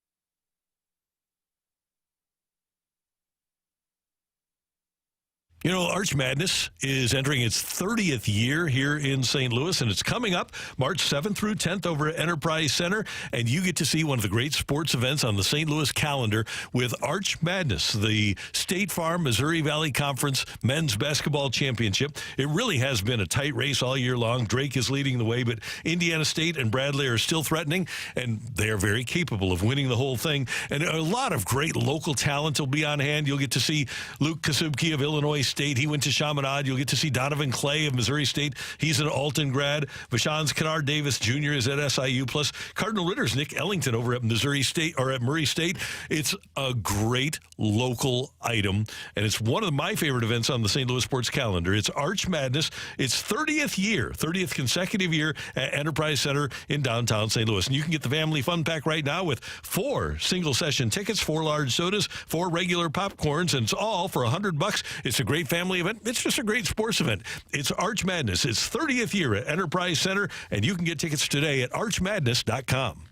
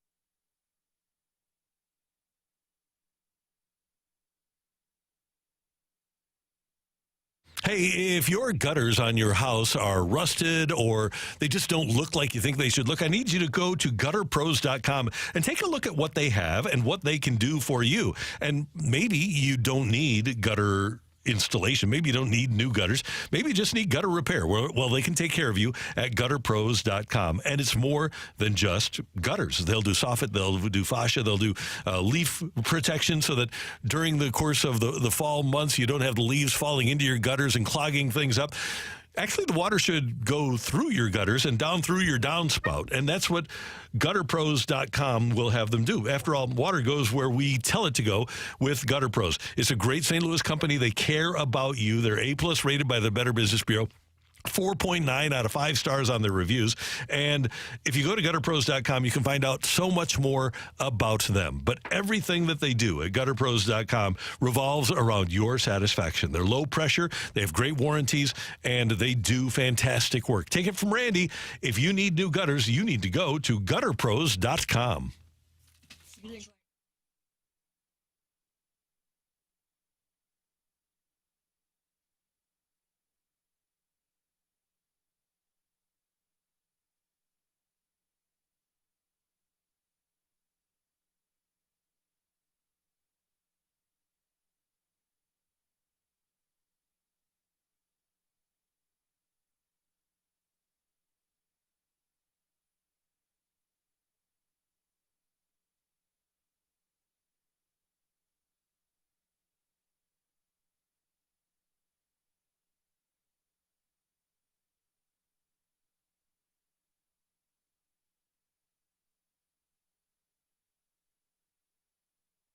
This is Rocky with your Sports Center update, driven by Johnny Londoff Chevrolet and Johnny Londoff Autoplex. Another top 10 team goes down in college basketball last night as number 3 North Carolina falls to Clemson 80-79. Your local schools back in action tonight. St. Louis facing off against LaSalle from the Tom Gola Arena with a 5:30 tip-off, and Missouri goes for their first SEC win of the year as they host Texas A&M. That is your Sports Center update, driven by Johnny Londoff. Find your Road & Shop 24/7 at londoff.com and londoffautoplex.com. Are you kidding me?